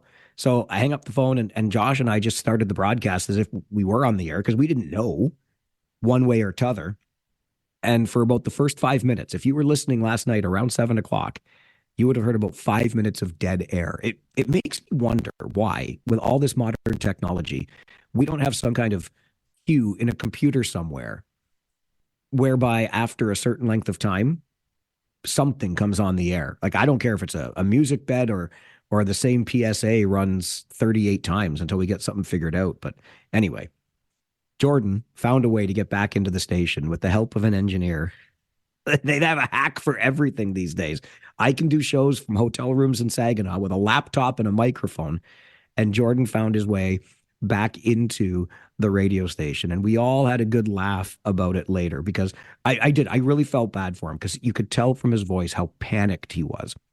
And he got inside, like as panicked as he was, he kept his head and found a way to get into the station and get us back on the air. Despite, 5 minutes of dead air, it's no laughing matter, but Jordan made it work. He got us on the air. And you know what? He's not the only one. A guy I used to work with 100 years ago did the same thing to himself, doing the evening show. He was the only one on the air, or the only one at the station. He locked himself out. The computer just kept playing the same thing over and over again on a big loop. So it's happened. I locked myself out of the hotel room just yesterday. I did it on another trip earlier this year. So we figured out a hack for that too. Oh, but Jordan was just having himself a night, and we had a good laugh at his expense, but he was laughing by the end of it too. And we just welcomed him to the club of morons who have locked themselves out of radio stations when they're the only ones there. What a guy. What a beauty. Game 4 tomorrow night. And Jordan has promised he will never lock himself out of the station again. Let's get back to the phones here on Talkback. Thank you for indulging my story. Barbara is with us. Good afternoon, Barbara. Good afternoon, Mike. How you doing? Good, thank you. How are you? I'm awesome. Thank you. Mike, as you probably know, I wander around Ontario and do public talks on sewer systems, and lately sewer and water systems, particularly when I'm speaking around here. And whenever I speak, a whole pile of people, first of all, tell me, don't ever stop what you're doing, which is kind of why I do it, actually, because I hear that so much. But a lot of other people say you need to run for politics. So I'm announcing. Are you making your announcement? I am. I'm putting my hat in to be the mayor of Kitchener in the fall. Barbara. Well. What day is it today, Mike? No, you can't do it after noon, Barb. You're not allowed. Isn't that the rule? I don't know. All right. And you're the only person in the whole world who's allowed to call me Barb. Are you aware of that? I did not know that. Anyway, I actually wanted to comment briefly on the the ticket issued to the parents of the young cyclist who was injured. There's a lot of information around that issue. I think the timing was very unfortunate. I think in that case, perhaps a warning would have been more appropriate. These poor parents, I assume, are in a merge or somewhere with a child that's been injured. Perhaps the timing wasn't as good as it should be. And I just want to say, as you know, I'm an avid cyclist, but I follow the rules of the road like the nerd that I am, and I wear an orange vest, and I have mirrors, and I have the bell, and I stop at every single stop sign. And I can tell you that when cyclists behave properly, cars very rarely do stupid things. I find cars give me a wide berth, respect me, because they can see that I'm cycling like the way we should. So I'd encourage everybody, get yourself an orange vest and be a nerd like me. Mayor of Kitchener, let's go. All right, Barbara. Thank you very much. I appreciate it. I got you, didn't I? Yeah, you had me thinking. You were speechless. That was awesome. Have a good one, Mike. You too, Barbara. Thanks for the call. And we're going to have Barbara on the show next week to talk about our water and sewer issues. She's got an interesting theory that caught enough of my attention that I said, you got to bring this onto the air. And I do not disagree one bit. Walking, riding, however it is you're getting around, if you are courteous to the other road users around you, you make predictable maneuvers following those rules that we were all taught, everybody's going to get along just fine out there. Mark is with us next on the Talkback Hour. Good afternoon, Mark. Good afternoon, Mike. I've got a funny story for you, Mike. Okay, let's hear it, buddy. It's a Jeff Allen story. Oh, my gosh. I love Jeff Allen stories. Okay, Me you tell too. me I yours, love I'll tell him you too. mine. Yeah, he was a great guy. I was listening to his show, and during a commercial break, he went outside for a smoke. This was on the corner of King and Victoria. And he went out for a smoke during a commercial break, and he locked himself out his side of the building. And there was dead air, Mike, for 10 or 15 minutes before he finally got himself back in. You see, I said that to Jordan last night when this happened. Once he got down from the panic, I said, buddy, you just entered a club that so many of us are already a part of, locking ourselves out of the station when we're supposed to be the ones keeping it on the air. I know. Tie a key around your neck, Mike, or something. Exactly. Thanks, Okay, Mark. Mike. Good to hear from you. Okay, buddy. Bye-bye. Our good friend Jeff Allen used to be a host on this station. Late Jeff Allen. He passed far too young, but he was battling some illnesses for sure. And, it's funny, tie a key around your neck. Like Jordan, much like this family of the young girl who was hit by the driver of a pickup truck, that memory is with them forever. Jordan said last night, like, he's never leaving his pass card behind. I said, I locked myself out of this hotel room just yesterday. I went downstairs this morning around 11 o'clock to grab a bite to eat during the news. And of course, the head coach of the Kitchener Rangers isn't going to let this slide. He's like, "Oh, do you have your key with you? Are you going to be able to get back into your hotel room?" Because they were all having a good laugh at my expense yesterday about panicking in the hallway while the radio show was supposed to be going on in here. So you can laugh about it after the fact. And now Jordan is part of our club of people who have locked themselves out of the station. Norm is next with us on Talkback. Farwell's Force, member number 301. Good afternoon, Norm. Good afternoon, Mike. How are you? And congratulations to our Rangers last night. What a great game. 3-0 series lead. Let's go. Yeah. Oh, my God. Hey, by the way, I never told you when we've had our other conversations that when I was 6 years old, they put a Ranger sweater on me. Yes, and I was so excited, but I was such a bad player, they traded me to a team that was too strong in the squirt league at that time. And you know what team they put me on to, Mike? I was so happy. What team did they put you on to? Well, as you know, I'm Hesper Normie Abbey. The Habs. You've got to say something nice about the Habs today, Mike. Norm. Hey, listen. Do not use. Devin needs to be quicker on the hang up button here. You're not supposed to use that language on this show, and I don't have any control over here. See, now that's it. Devin figured it out. Hung up on Normie. Normie, don't you try that happy crappy. Even when I'm on the road, I got people, and my people just hung up on you. Don't use bad language on the show. It's the Talkback Hour. I know it's like having a substitute teacher today because I'm working remote, but Devin's got it figured out. You're not going to get away with none of that stuff, even though the Leafs are terrible right now. Talkback Hour continues on the Mike Farwell Show. This is 570 News Radio.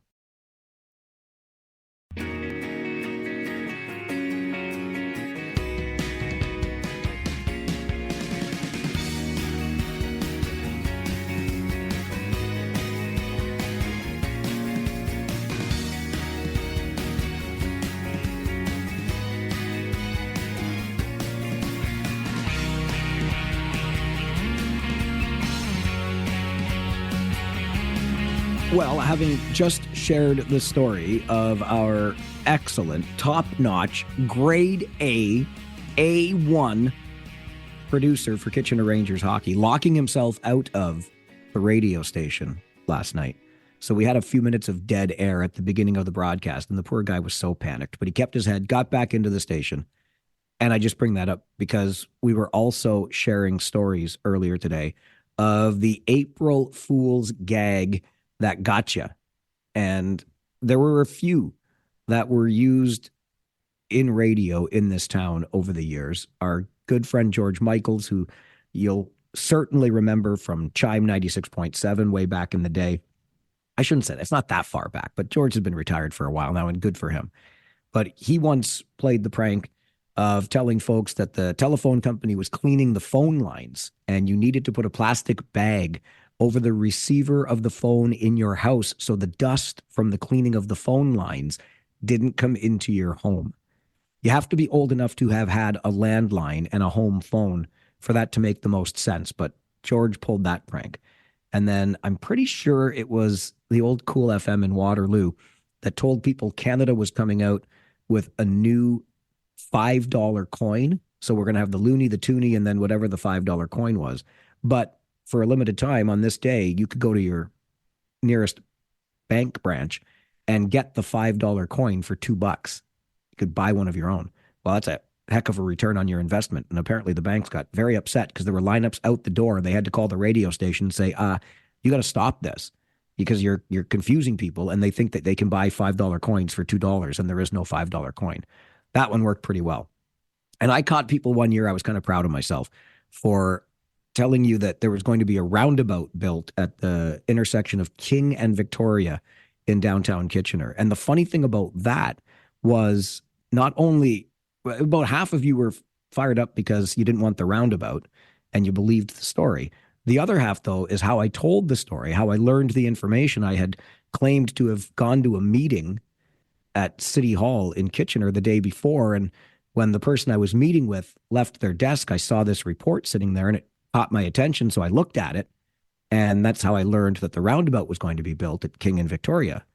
And I got as much heck from you for snooping on somebody's desk and going through their papers as we got the city of Kitchener into for allegedly building a roundabout at King and Victoria, which they're not going to do. Clinton sent me an email to Mike at 570news.com, said the two greatest April Fool's jokes I have ever seen are that one day we'll get a new Highway 7 from Kitchener to Guelph, and that our federal government is making life affordable for Canadians. I get where you're coming from, Clinton. I don't think those are April Fool's jokes, right? And I loved Clive's email to Mike at 570news.com. Best April Fool's joke was in grade 7. The teacher wrote a story on the blackboard. The instruction was read the story and write it down. After you're done, you can leave for lunch. The last line was April Fools go to lunch. So, of course, we all just started writing and never read the story until the end. See, you were supposed to read the story and then write it down. But the kids just started writing. If they had read to the end, they could have just gone to lunch. George is with us on Talkback. Good afternoon, George. Yes, good afternoon, Mike. How are you keeping down there in the States? I'm doing very well, thank you, my friend. How about you? Good, good. Is it okay if I talk about the Rangers? Please do. I love talking about the Rangers. I hope the boys are feeling encouraged and they know they've got this one. They can wrap it up and not have to bring it back for a game 5 so they can move on. I don't like who they might have to play, especially for you folks who have to drive so far. So let them know that we're believing in them. All right, George, I'll do that as soon as I see them. I've been holed up in my remote studio here in the hotel room for the day already, but I'll get out and about and socialize a little bit and pass along your well wishes. And hey, if we have to drive all the way to Sault Ste. Marie in round 2, at least we don't have to cross the border. There's that, right? I like it up in the Soo, but it is a long drive, and we'll see what happens. Rangers tomorrow night, game 4. We'll have Josh Piercy on the show tomorrow. We'll have a little Rangers game day playoff preview for you and lots more, including a throwback Thursday. It's the first Thursday of the month and more. So I hope you'll find time to join us tomorrow. I'll be back here at 9. You are invited to the conversation as well. My name is Mike Farwell. You are a force for good. Bye for now.